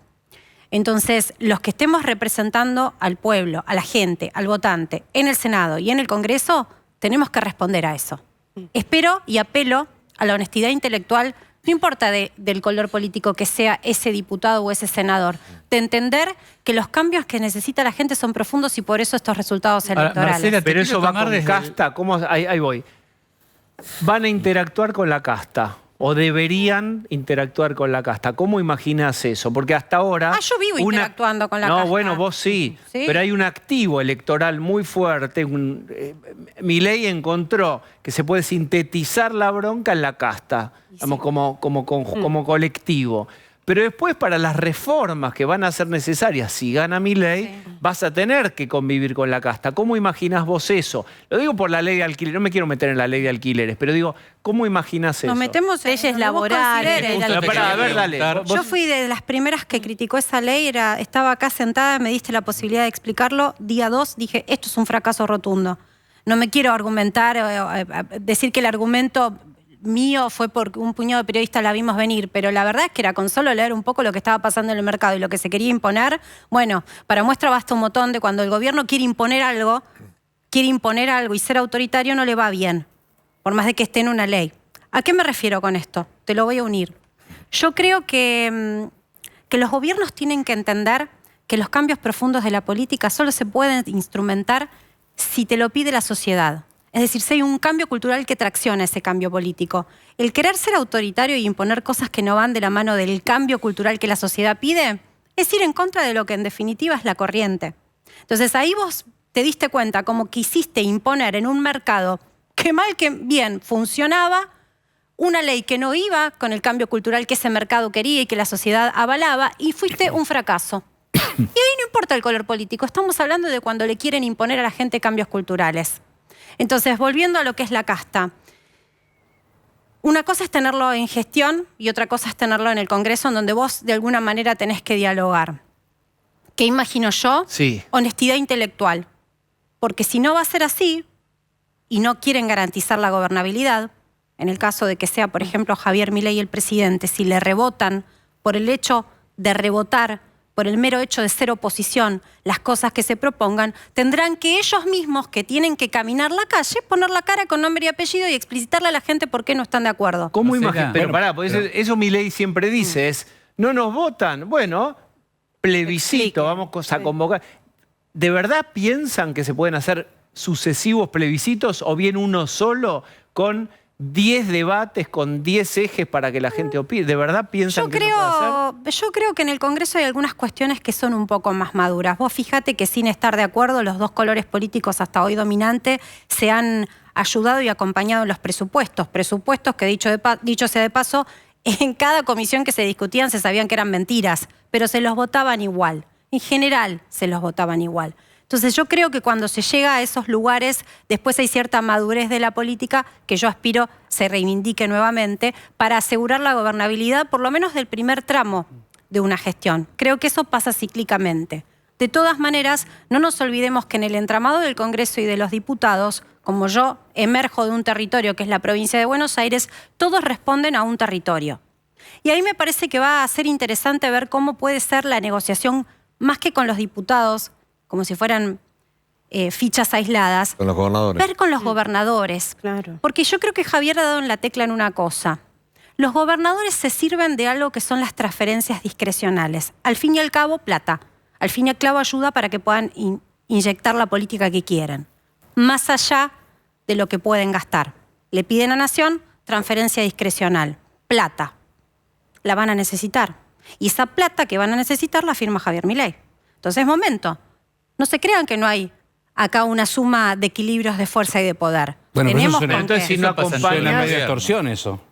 No, pero si vos no te quieren garantizar la gobernabilidad, ¿Pero por qué un gobernador no te querría garantizar la gobernabilidad? yo creo que sí. Ah, Pero porque yo creo que ustedes están tal vez mirando y no me parece mal, es un análisis, yo hago otro análisis, que es diferente, que es el análisis de que los diputados responden a un gobernador o van a responder a un Pero, territorio. perdón, No, Marcela, responden a sus hay un votantes. error, perdóname. Sí, debería ser así, pero cuando hablamos de fuerzas, perdón, Adri, de fuerzas de la política, muchas veces el gobernador necesita de sus diputados y de sus senadores, y esa es la fuerza de la negociación de la política, bien entendida, Está bien, sin que haya pero cosas raras. En la política bien entendida, puede ser que Milei quiera ir para allá con una medida y el gobernador, los diputados y senadores de esa provincia y el gobernador incluso dicen no estoy de acuerdo y decirle no te doy el dinero y te enciendo la provincia. ¿Cómo te qué incendio la medidas, por provincia. ejemplo, vos imaginás No, que bueno, pueden estamos llegar hablando en abstracto, pero por lo- eso, lo que pasa pero que yo la no propuesta- creo- la propuesta que Incendiar una tiene provincia Milei- porque los diputados y los senadores no están de acuerdo. Hay que Porque ver, es entonces contrafáctico, ¿no? Es lo que hacía Cristina y Néstor. Es Si vos no me contrafáctico. das, te incendio Sí. la provincia. No, nadie va a incendiar nada, por favor, que se entienda que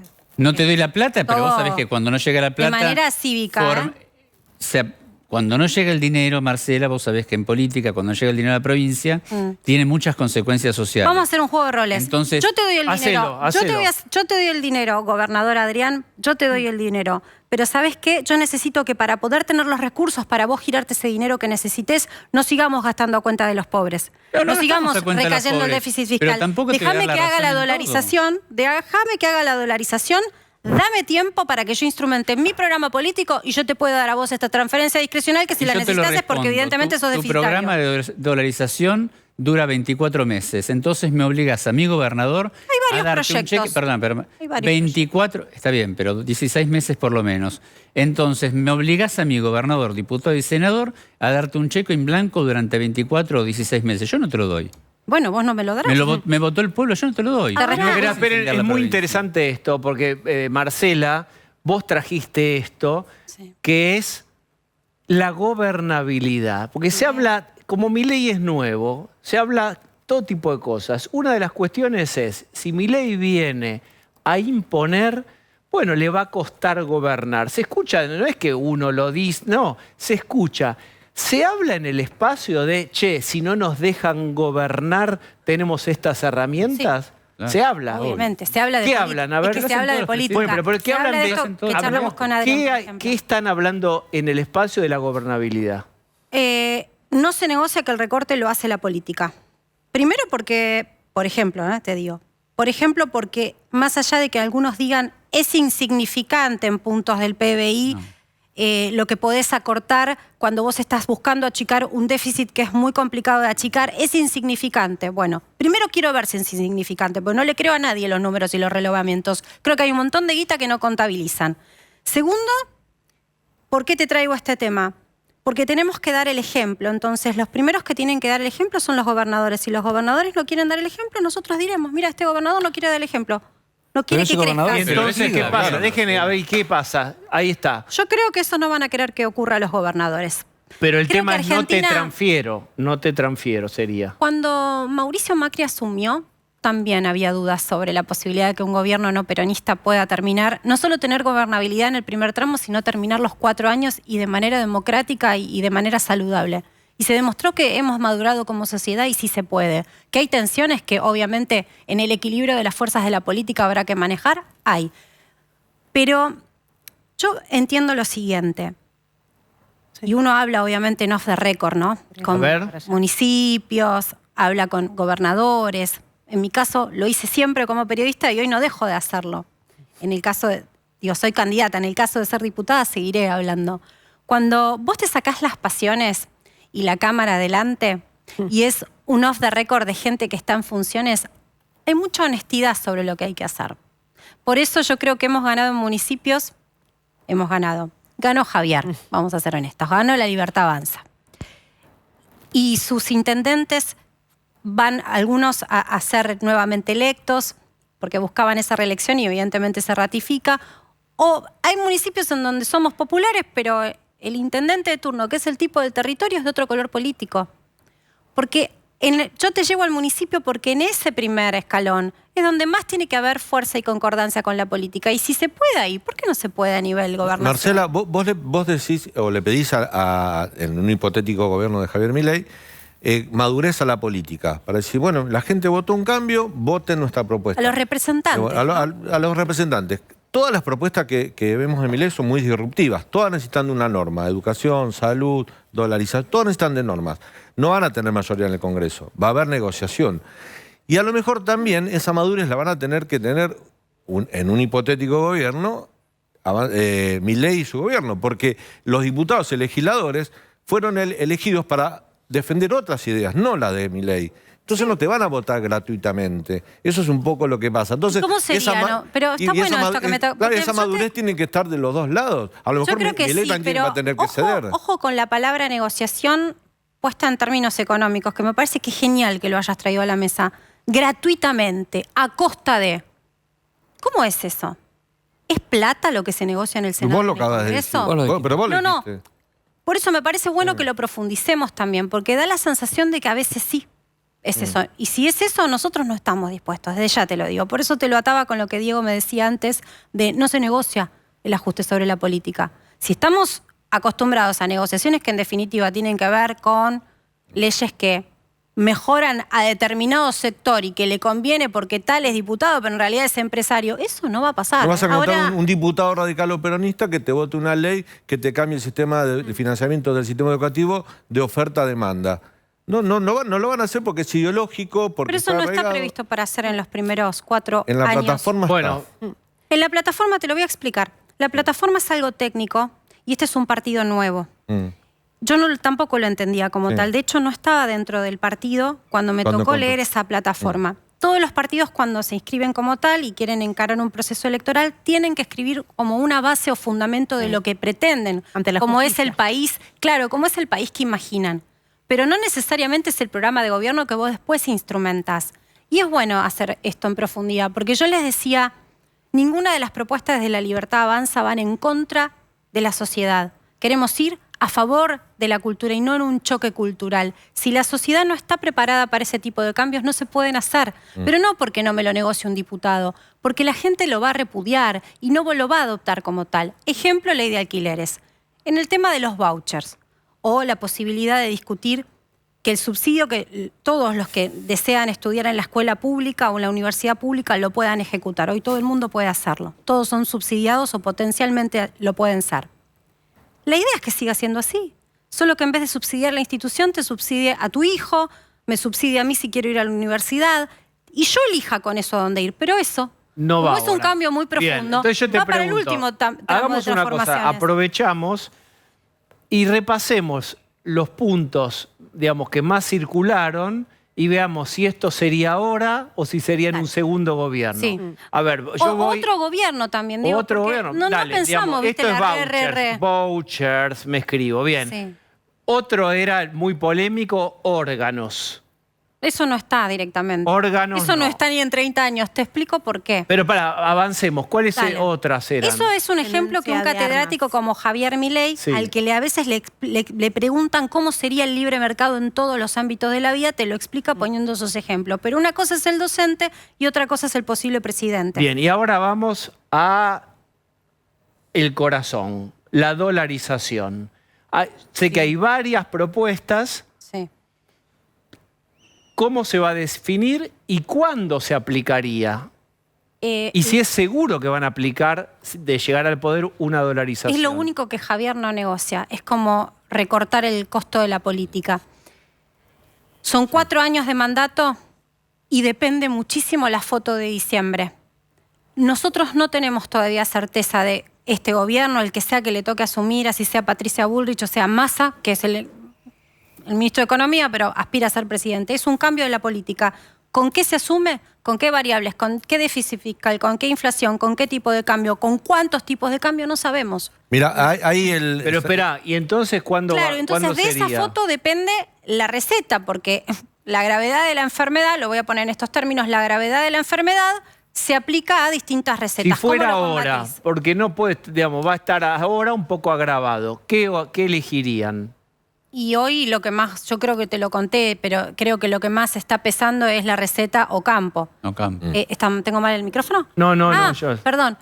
De Emilio Campo. Sí. Hoy, ¿cómo sabes? ¿Lo comentó Javier no, eso? a ver, esto fue una de las cosas que se habló con Javier, pero no es la única, porque hoy, por ejemplo, que venía para acá, ustedes saben, les conté que me mudé, entonces estoy sin internet y sin posibilidad de ver TV por cable por unos días más. Me entero todo rápido de los cambios que Massa hoy anunció.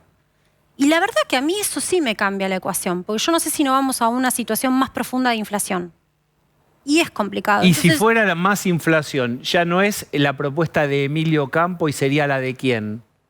hay un mix. No quiero dar detalles que no me corresponden a mí, porque hay alguien trabajando en esto, pero hay un mix porque ¿sabes en qué cambia? Fundamentalmente en los tiempos. A ver si este tuit presenta lo Dani. Lucas Liach, que fue vicepresidente del Banco Central del gobierno de Cambiemos, publicó un tuit esta semana donde pone los 4 modelos de dolarización que tendría. A ver, Mondino, Claro. apertura comercial sin dolarización. Epstein, dolarización sin apertura. Carlos Rodríguez, de-especificación rápida sin dólares estatales. El dólar va reemplazando al peso. Ocampo, dolarización bastante rápida con 40 billions que nos presta el mundo al 7%. Bueno, pero son muy distintas. Pero por eso, ahí irónicamente dice ordene, Javier. Claro. ¿Qué No, ves? a ver, ¿Está yo bien la enumeración? Lo entiendo a Lucas porque su ansiedad es un poroto al lado de la mía, que además soy periodista y como toda periodista ansiosa.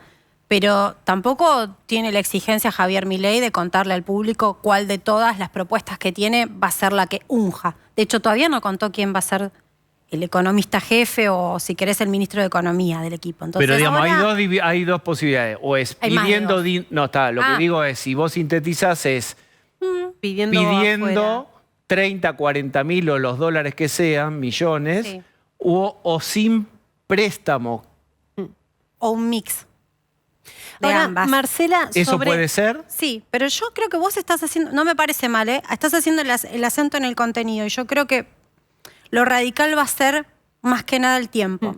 A ver. La profundidad o la gravedad de la economía argentina, el análisis que se está haciendo es si la gravedad va a ir de la mano de un ajuste de las variables que están distorsionadas en lo inmediato o si vos podés ir calibrándolo eso a mayor largo plazo, le hace llegar a las, por ejemplo, legislativas de 2 años. Porque hay un modelo de dolarización que está citado ahí que te propone hacerlo en 24 meses y que parecía muy prolijo y muy bueno de hacer. El tema es, ¿esta economía soporta que estos desajustes, esta situación de no tener precios de referencia? Quiero ser clara en los ejemplos. ¿Cuánto se banca la gente no tener precios de referencia? Que todos los días estés remarcando. ¿Y qué haría? Y si tuvieran que asumir mañana, ¿qué se hace? Yo te puedo dar mi opinión, Sí. pero no me quiero robar lo que le corresponde al jefe del equipo, que como ya sabés, Javier no dijo quién va a ser todavía Sí. su ministro. A mí me parece que hay que hacer cambios rápidos. ¿Cuáles? Yo haría acortar lo de la política, lo hago en el día 1.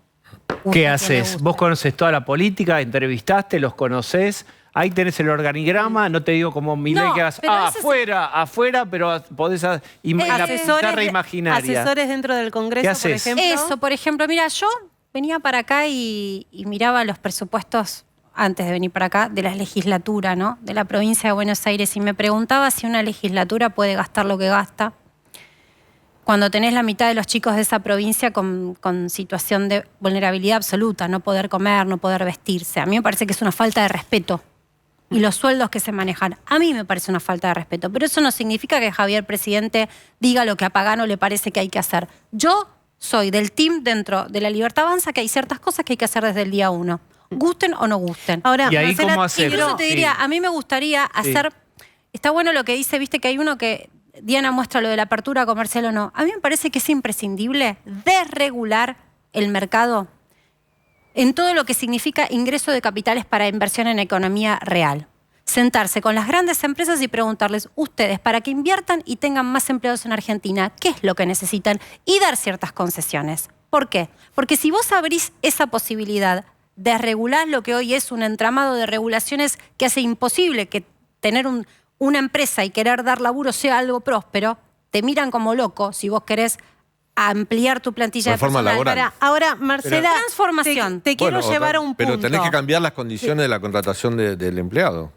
Eso te van a pedir las empresas O de los nuevos. para tomar. O de los Marcela, nuevos empleos. Y capaz que le bajo los impuestos. ¿Por qué no? Y que me generen empleo, ¿por qué? Porque se habla mucho de el empleo público, sobre todo en las provincias del interior, en donde a veces no hay empresas. Y si yo doy incentivos y hago polos industriales que sean baratos, que se instalen allí, para que me den empleo formal y empleo privado en lugares en donde solo el Estado da empleo y empiezo a bajar el costo del empleo público, pero no es que los echo. Les doy la bienvenida a que vayan al empleo Eso no es privado, no es una con retiros posibilidad voluntarios. de los gobernadores. Ahora, ¿Lo puede pero es hacer? que yo creo que los gobernadores lo quieren hacer. No, bueno, Perdón. también, porque pará, vos manejás impuestos pero eso- nacionales. Yo creo que pero los eso es- gobernadores lo quieren hacer. Está bien, Pero ahí pero- manejás impuestos nacionales, el gobierno nacional Claro. también pesa. Marcela, que venías planteando sobre la dolarización. Vos decís, bueno, a Javier Milei le corresponde decir cuál va a ser el modelo a aplicar en función Sí. del diagnóstico que reciban en un hipotético caso que asuman. Pero ¿qué le dicen a la gente? La gente que tiene tantas ideas sobre qué es la dolarización, al ciudadano de a pie, al verdulero, al de la pequeña pyme, al asalariado. ¿Qué le dicen a esa persona en el durante sobre qué representa, qué significa realmente la dolarización en su economía diaria? Es la herramienta que encontramos para que vos puedas planear tu vida, para que mañana no tengas que estar pensando cuánto cuestan las cosas, para que lo que me pasó a mí me acaba de pasar y lo digo en primera persona, ¿eh? Y no me la agarro con el comerciante, que quise ir a comprar pintura para poder pintar mi departamento y el presupuesto me duraba 24 horas. Eso no pasa en ningún país del mundo, eso es made in Argentina y no podemos vivir así, porque eso le complica la vida a la gente. Porque yo escucho comerciantes que... Comerciante. ¿De qué vive el comerciante? De comerciar. El comercio es la transacción compra-venta de bienes o servicios. O sea que gana dinero comprando y vendiendo. Marcela. Pero hay gente que no quiere vender. Hoy, como escuchaba, este fin de semana estuve hablando con automotrices, no venden los autos, no porque no tengan el stock, sino porque tienen miedo de poder vender, o sea, de vender a un precio que no puedan reponer ese stock. Es decir, vender barato. Estamos en una Argentina loca de inflaciones del 7% mensual y vamos a más, aviso, y vamos a más. En donde lo que la dolarización viene a hacer es a darte una respuesta, a anclarte expectativa, a terminar con la enfermedad tóxica y patológica de la inflación. Pero el problema no es el dólar. El problema es el rechazo sistemático al peso, porque el peso no te ofrece la posibilidad de que mañana puedas dormir en paz sabiendo que invertiste pesos y Bien, no perdiste. para Marcela, dolarizar, una pregunta, hace perdón. falta el acuerdo del Congreso. A eso iba. Yo creo que es necesario el acuerdo del Congreso para muchas leyes. Esta una. Bien, entonces vuelvo circularmente, la rotonda de la conversación nos trae hasta acá. Hicieron campaña muy fuerte y muy efectiva y con algunos visos totalmente atendibles contra la casta política, con mucha razón, porque el Congreso, digamos, no sé cuánta respuesta dio, no es que no sirve la democracia. Este Congreso, hasta la ley de alquileres, la alargó, todo lo que sabemos. Bien, van a tener que consensuar con la casta. ¿Cómo van a hacer? No son un espacio con un líder que tolere mucho el disenso. ¿Cómo van a...? La política es paciencia y es flexibilidad. Sí. No concesiones corporativas, no, bien entendidas. ¿Cómo van a hacer con eso? Mi trabajo como diputada también va a ser en el frente interno. O sea, yo cuando me convocaron, una de las primeras cosas que puse sobre la mesa es, ustedes saben que yo soy una persona de diálogo. Me encanta el diálogo. Bueno, y por eso te estamos convocando, porque para el lugar que te estamos ofreciendo que formes parte se necesita diálogo. O sea, que empecemos por el vamos de qué se va a hacer mi trabajo también. Convencer a los que están dentro de los ministerios, en La Libertad Avanza, si el presidente es Javier, de que el diálogo es necesario con determinados actores de la política. Dicho sea de paso, déjame aclarar que no toda la política es casta. Hay gente muy honrada que está dentro de la política. El problema es que muchos de ellos a veces quedan sometidos por lo que denominamos que es la casta y por esa cosa autoritaria, cuasi monárquica, de que para poder crecer no basta solo el mérito o el llevar una buena ley, sino que tengas alguien arriba que te banque. Y yo eso, ahí es donde tengo mi cierto reparo. Conozco gente que es valiosa, por ejemplo. Marcela, ¿qué pasa si no gana, no sale Milei presidente, vos sí salís diputada, y por el razonamiento que estás haciendo, deberías apoyar las cosas que dice aquel que salió presidente. Me parece que en un primer tramo, salvo que sean cosas disparatadas, hay que garantizar la gobernabilidad. Porque vos no podés poner el palo en la rueda sobre alguien, sobre todo sobre alguien que está empezando a gobernar. Eso no significa que yo le voy a meter a la gente y que le voy a decir, sí, la inflación va a ser del 10%. Y no va a ser así. Eso pasa en los presupuestos mucho. Yo aspiro a que podamos lograr que ese Congreso sea honorable de una buena vez, que dejen de mentir con algunas cosas y que se pueda discutir en esas comisiones. Pero mi postura va a ser siempre esta que te estoy marcando, Osvaldo. Para mí hay que quitarle el peso del Estado de la espalda de los trabajadores y de la espalda, sobre todo, de las empresas que quieren dar laburo.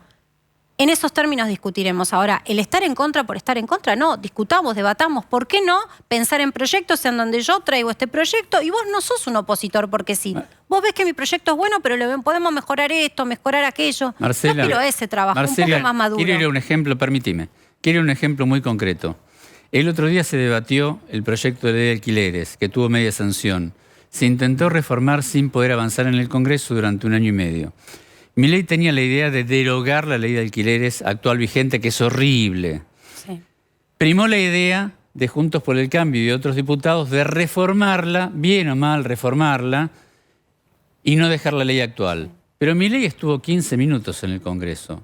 Cuando vio que la idea del derogar no prosperaba, se levantó y se fue. Es decir, creo no que fue y volvió, me parece que hubo un fake ahí. Pero no fue un diputado. No es menor, trascendió información falsa. Está bien, pero él no se puso a debatir la reforma de la ley de alquileres. Porque no cree en eso. Pero está porque bien. sabe el contexto económico que se viene y sabe que esto es pan para hoy y hambre para mañana y no era una solución. ¿Sabés por qué te lo planteo? Por la dolarización. A mí me parece que la dolarización puede ser muy buena. Pero ¿qué pasa si vos tenés una mayoría en el Congreso que te dice no te votamos la dolarización porque tiene que pasar por el Congreso? Te votamos, por ejemplo, un sistema bimonetario. Y vos decís, no, quiero dolarización. ¿Qué va a hacer?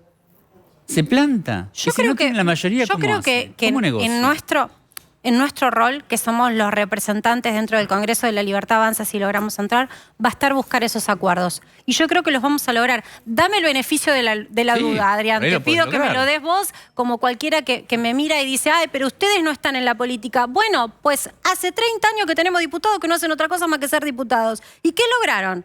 Y yo te digo, con el tema de los alquileres, me enoja en primera persona porque me ha pasado. Lo que hicieron ahora es un parche de algo que por la tóxica inflación que tenemos no va a servir en 6 meses. Estamos diciendo para generar los mismos desequilibrios. Digo por el que es el último ejemplo, porque se pusieron a laburar los muchachos después de no sé cuántos meses de no hacer nada. Digo, ese es un ejemplo. Lo que está en duda no es el proyecto que es malo, sino la capacidad de negociar. Tampoco votar por votar. Esa es la pregunta. A mí me parece genial que no lo haya votado Javier esto, porque si no en 2 meses tiene que explicar por qué votó el fracaso. Bien, la vamos a seguir. Marcela, muchas gracias. Gracias por el espacio. Hablando de la ley de alquileres, bueno, pasa al Senado, esto no está terminado, y va a juntar la oposición los votos necesarios para modificar estos 2 artículos importantes. Bueno, corre una versión, y es que el kirchnerismo daría manos, es decir, votaría a favor de la reforma de la ley de alquileres si se extiende el plazo, y acompaña a la oposición, de la vigencia de la famosa jueza Figueroa que tanto quiere o quiere sostener el kirchnerismo. ¿Es esto así? ¿Es una versión? ¿Es una realidad? Lucía Salinas. Diego, ahí la tenés, a la jueza Ana María Figueroa. La historia es bastante conocida, ya la hemos relatado en distintas oportunidades. La jueza vinculada al kirchnerismo cumplió 75 años el 9 de agosto, la edad tope que determina la Constitución Nacional para que los jueces y las juezas se jubilen. Existe una excepción, pueden pedir una prórroga, ya lo sabemos, el presidente Alberto Fernández se lo dio, pero eso tiene que ser aprobado por el Senado. Cristina Kirchner fracasó en 2 ocasiones para aprobarle la prórroga de 5 años a la jueza, que le interesa de manera particular, porque tiene 2 resoluciones claves que tocan directamente a la vicepresidenta de la Nación y son 2 causas de corrupción para ver si se reabren y afrontará o no el juicio oral y público. Pero en esta situación sucedió algo inédito. La jueza, un día antes de cumplir 75 años, informó que no se va a jubilar, que no va a renunciar, pero no va a ejercer como jueza. No ¿Cómo deja es de eso? ¿Cómo es? No, y también te agrego un cuarto Claro. no. Bueno, no deja de ser jueza, pero no firma resoluciones y no ejerce la presidencia de la Cámara de Casación, que es el cargo que asumió a comienzos de año. ¿Y qué sí hace? No hace nada, solo espera que el Senado apruebe su pliego. Es una suerte de jueza en suspenso hasta que el Senado apruebe o no finalmente su pliego, porque la oposición ya pidió que este pliego sea sacado, Lucía, de las discusiones del Senado. Pero es una espera activa. ¿Cobra? ¿Es una espera activa? Esa es una pregunta que en Comodoro Pi muchos están haciendo, porque esta semana que inicia, la Corte debe liquidar los salarios. El Consejo de la Magistratura, que es el organismo responsable de evaluar el comportamiento de los jueces, además de designarlos, tiene que tomar una decisión. A la jueza que no ejerce su cargo, porque los jueces, su desempeño se conoce a través de la firma de resoluciones. Desde el 9 de agosto que no hace esto, pero tampoco se pidió una licencia y no renunció, ¿le va a pagar el salario correspondiente a este mes tan particular en esta situación tan inédita que ella vino a inaugurar? Es una discusión. Y la otra discusión es si finalmente el kirchnerismo va a obtener las manos necesarias para aprobarle ese pliego para que siga 5 años más ejerciendo la situación, su cargo. Pero quiero contarles esta situación, a ver si tenemos la foto. Algo que ocurrió la semana pasada. En Bahía Blanca, la Cámara Federal cumplió 92 años. Se hizo el acto aniversario y se invitó al presidente de la Cámara de Casación de Capital Federal, que era el cargo que ocupaba hasta el 9 de agosto Ana María Figueroa. El que está a cargo ahora es el juez Mariano Borinsky. Lo llamaron por teléfono, lo invitaron formalmente al acto por el cargo que ostenta. Él avisó que no podía ir porque tenía audiencias fijadas. El día del acto, miren quién apareció como presidenta de la Casación. ¿Pero le correspondía ir o no? Bueno, lo que dicen los jueces es que no le correspondía porque desde el 9 de agosto no ejerce el cargo como presidenta de la Cámara de Casación, que no es un cargo formal, es un cargo que tiene más de 70 tribunales a cargo a lo largo de todo el país. Es un cargo que administra más de 1.500 personas que circulan por Comodoro Pi todos los días, que tienen a cargo temas administrativos, edilicios.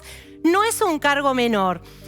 Ya no lo ejerce. Es parte de esta situación inédita que ella inauguró, que dijo, no renuncio, no me jubilo, pero no dejo de ser jueza, pero no ejerzo como jueza. Y bastante revuelo se armó porque el personal de protocolo no sabía cómo presentarla, no sabía cómo ubicarla, porque el que habían invitado como presidente de la Casación era el juez que está ejerciendo ahora. Pero Lucía, finalmente, y volviendo al principio, ¿hay algún condicionamiento del kirchnerismo y de Cristina para aprobar la modificación a la ley de alquileres a cambio de algo? Circuló la versión de que habría una suerte de plan canje. Damos las manos para esa media sanción, para terminar de aprobar la ley, que ya viene con media sanción de Cámara de Diputados, siempre y cuando haya manos para sesionar y aprobar ese gran lote de 74 pliegos de jueces y juezas de distintos fueros, que de Comodoro Pi incluye una sola, la jueza Ana María Figueroa, que tiene en sus manos nada más ni nada menos que una decisión que también incluye e involucra a los hijos de Cristina Fernández de Kirchner. Lucía, gracias. Está con nosotros Fernando Iglesias. ¿Cómo estás? ¿Cómo te va, Diego? ¿Bien? ¿Cómo rediseñaría, te parece, Patricia Bullrich la campaña en vistas de los resultados de las PASO y el tiempo que se viene? Yo creo que un valor que se le reconoce a Patricia, y que es cierto, es la autenticidad. No creo que tenga que inventarse una nueva Patricia. Y nosotros creo que condensamos, Patricia condensa dos cosas fundamentales, que es el cambio con coraje, un cambio profundo, con coraje y convicción, y los equipos necesarios para hacer el cambio, porque vos no podés hacer un cambio profundo si no tenés determinado poder parlamentario, si no tenés diputados, no tenés senadores, no tenés intendentes, no tenés gobernadores, no tenés nada, ¿no? Patricia encarna eso, un cambio profundo con una estructura política y un poder político que puede llegar a hacerlo. Yo veo, por un lado, una estructura política sin cambio, que es Massa, y una estructura con cambio y y un grupo que tiene cambio profundo y que ha anunciado un cambio profundo y que fue muy votado por la sociedad, que es el grupo de Milei, que no tiene estructura. Y cuando escucho la improvisación que acabo de escuchar, me parece... yo no quiero hacer feo, pero hay cosas que no se pueden dejar pasar. No se nos puede venir a chantajear con la gobernabilidad. Si nosotros tomáramos las actitudes que tomó Milei durante nuestro gobierno de Cambiemos, con la gobernabilidad tendríamos que ir a las marchas de Moyano. ¿Por qué? Y porque Milei iba a las marchas de Moyano cuando nosotros estábamos en el gobierno. Nosotros no vamos a hacer eso porque somos responsables. Y somos responsables, por ejemplo, hablan de la ley de alquileres. No es cierto, te corrijo, Adrián, no es cierto que primó nuestra opción por la modificación. Nosotros planteamos, prometimos que íbamos a trabajar por la derogación y cumplimos. Si no lo logramos es porque no teníamos los votos. Nos presentamos a la comisión y necesitas la mayoría en la comisión. Por lo tanto, no teníamos los votos. Lo llevamos al recinto y no teniendo el dictamen de comisión, necesitas 2/3. Se votó y como no había más remedio, bueno, sacamos las 2 o 3 cláusulas de una ley que nos hacemos cargo. Fue una ley errada y responsabilidad. Yo podría decir, yo no la voté. Yo no la voté y hice un discurso en contra. La ley originaria de alquileres la votó Juntos por el Cambio y fue horrible. Este proyecto es dudoso de que sea bueno o malo, es mejor que lo que había. Pero además hay otra cosa. Es cierto que querían la derogación. Yo lo que estaba diciendo Marcela Pagano, no estaba cuestionando la actitud de ustedes, estaba diciendo Marcela Pagano que Milei se plantó en la derogación y no se avino a negociar. Pero es que hay un punto, sí, yo te entendí, pero hay un punto más.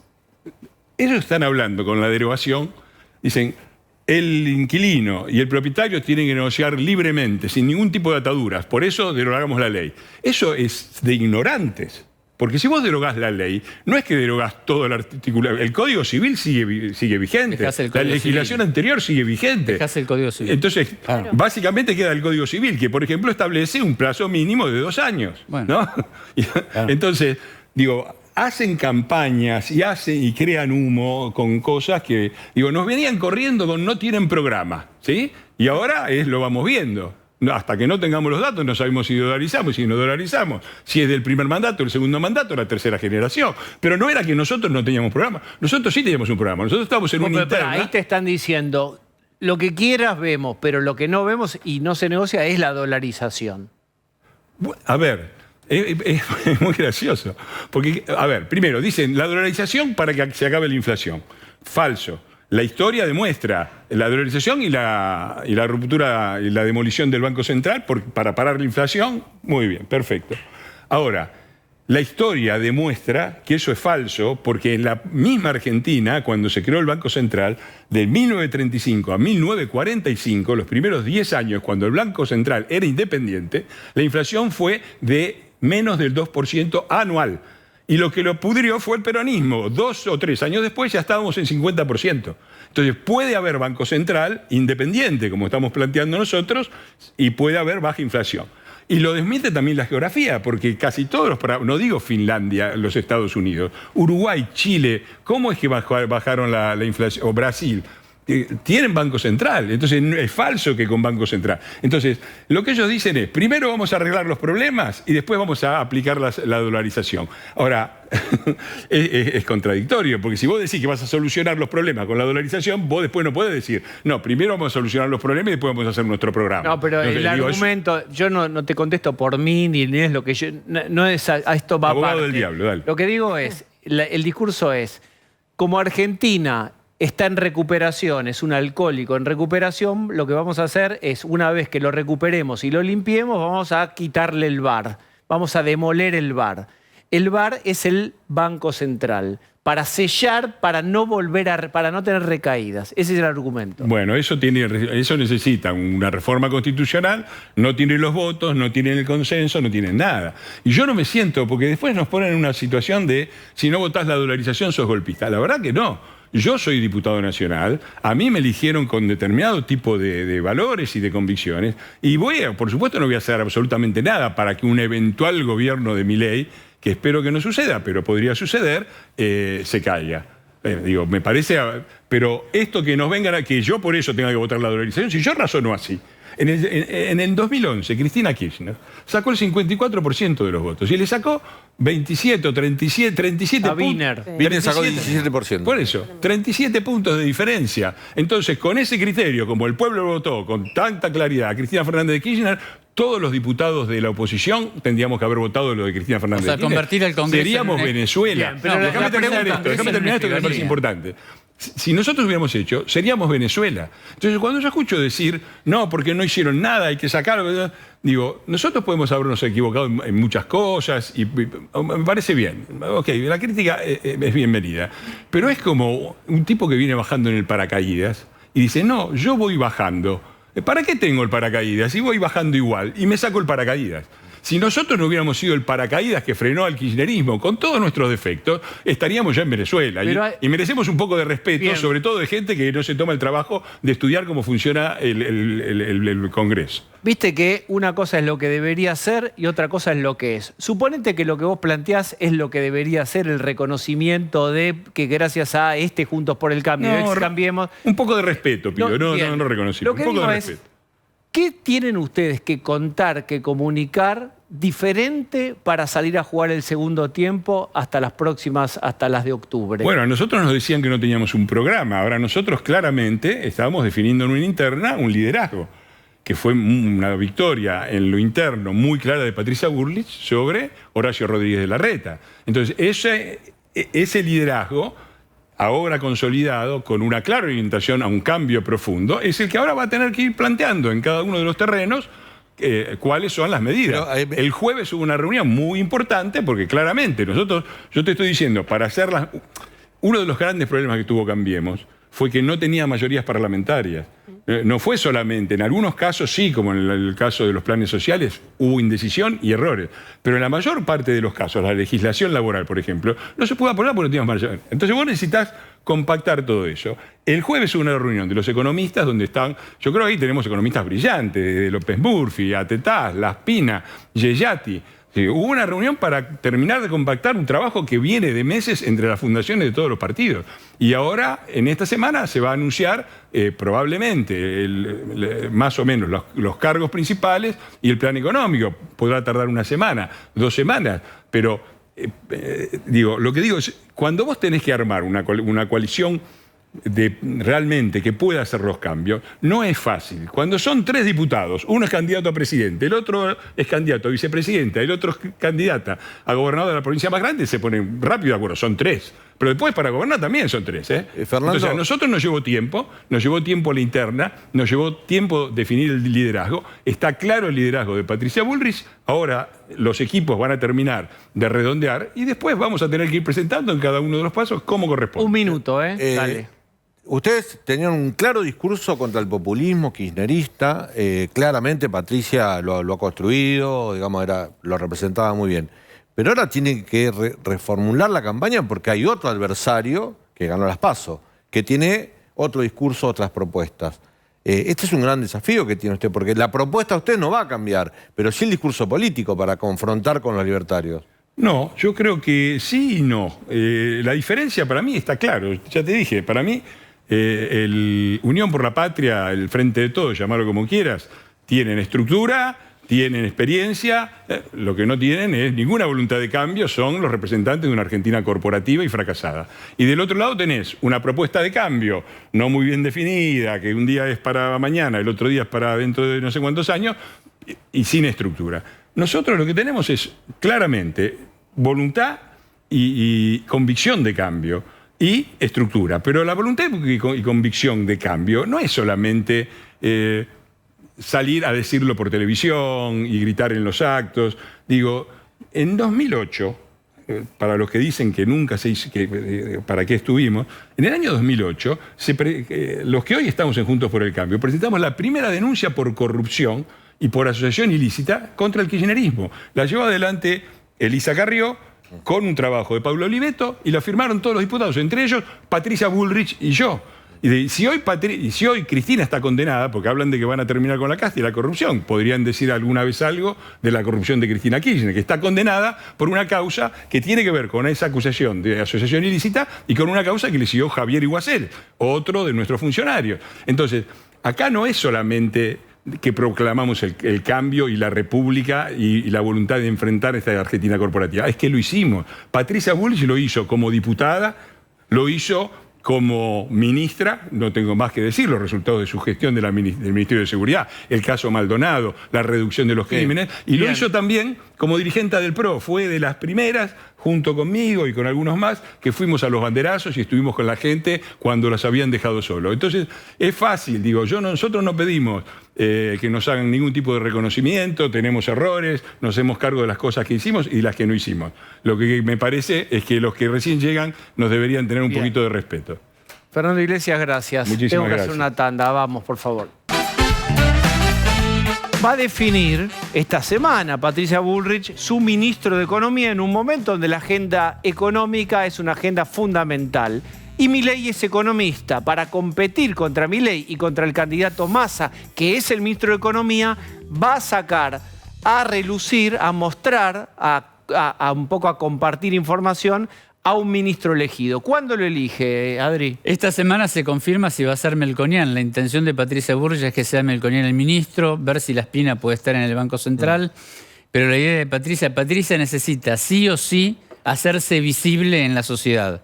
Tienen programas, dicen que están juntos, pero la verdad que necesita, después de la derrota, salió segunda en las PASO, Milei arriba de todo el espacio Juntos por el Cambio. Toda la semana pasada lo que vimos fue mostrar equipo de Juntos por el Cambio.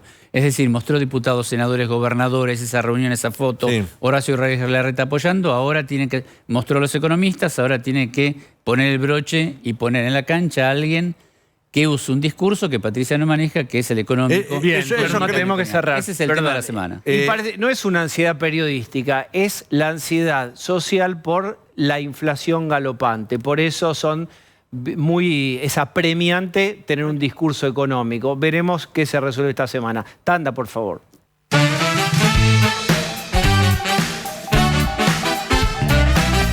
La definición del equipo económico de Patricia Bullrich. ¿Qué está en juego ahí? ¿Qué se debate, Dani? Me suma a lo que contaba Adrián Ventura. Es inminente que Carlos Melconian va a ser el ministro de Economía y lo van a anunciar en breve. Los equipos económicos de Juntos por el Cambio están trabajando con la Fundación Mediterráneo.